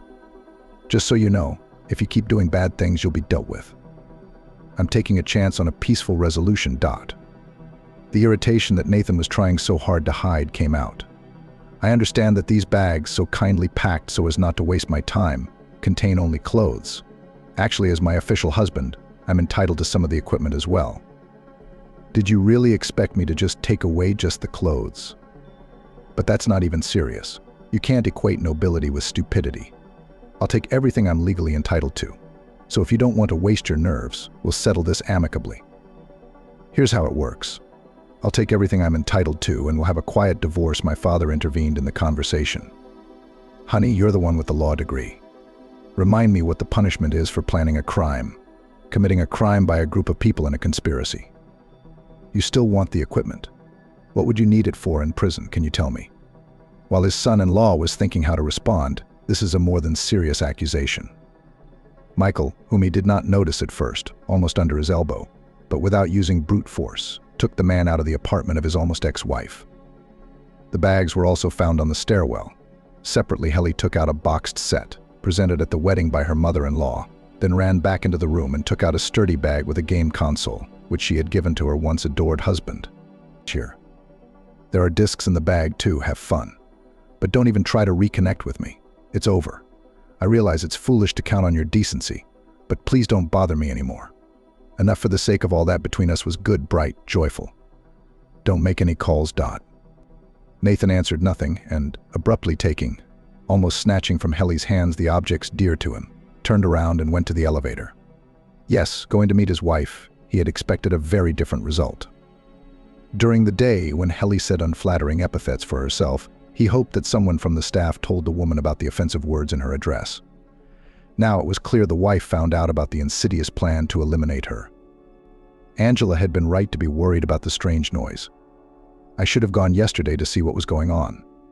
Maybe the situation would have turned out in his favor. Now the only thing left to do was to carry his bags and go to his mistress. The people left in the apartment were in a good mood. Mary, Nathan, and Alex, speaking one by one, suggested stay with us for a while, Helly, until everything calms down. And let's all come to our place now. We have our specialty dumplings. Just yesterday we made a freezer full of them.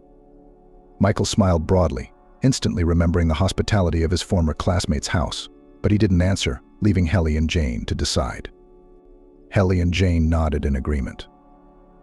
Indeed, the woman, betrayed by her husband, now perceived her apartment as desecrated. She decided to renovate, at least cosmetically, and rearrange the furniture. She wanted to update the furnishings as much as possible, so that nothing reminded her of her not-too-long marriage. Having voiced her thoughts, the woman received the enthusiastic support of relatives and friends. Michael promised that in the near future he would call a reliable acquaintance who is engaged in repair and will be able to carry out the update without nervousness.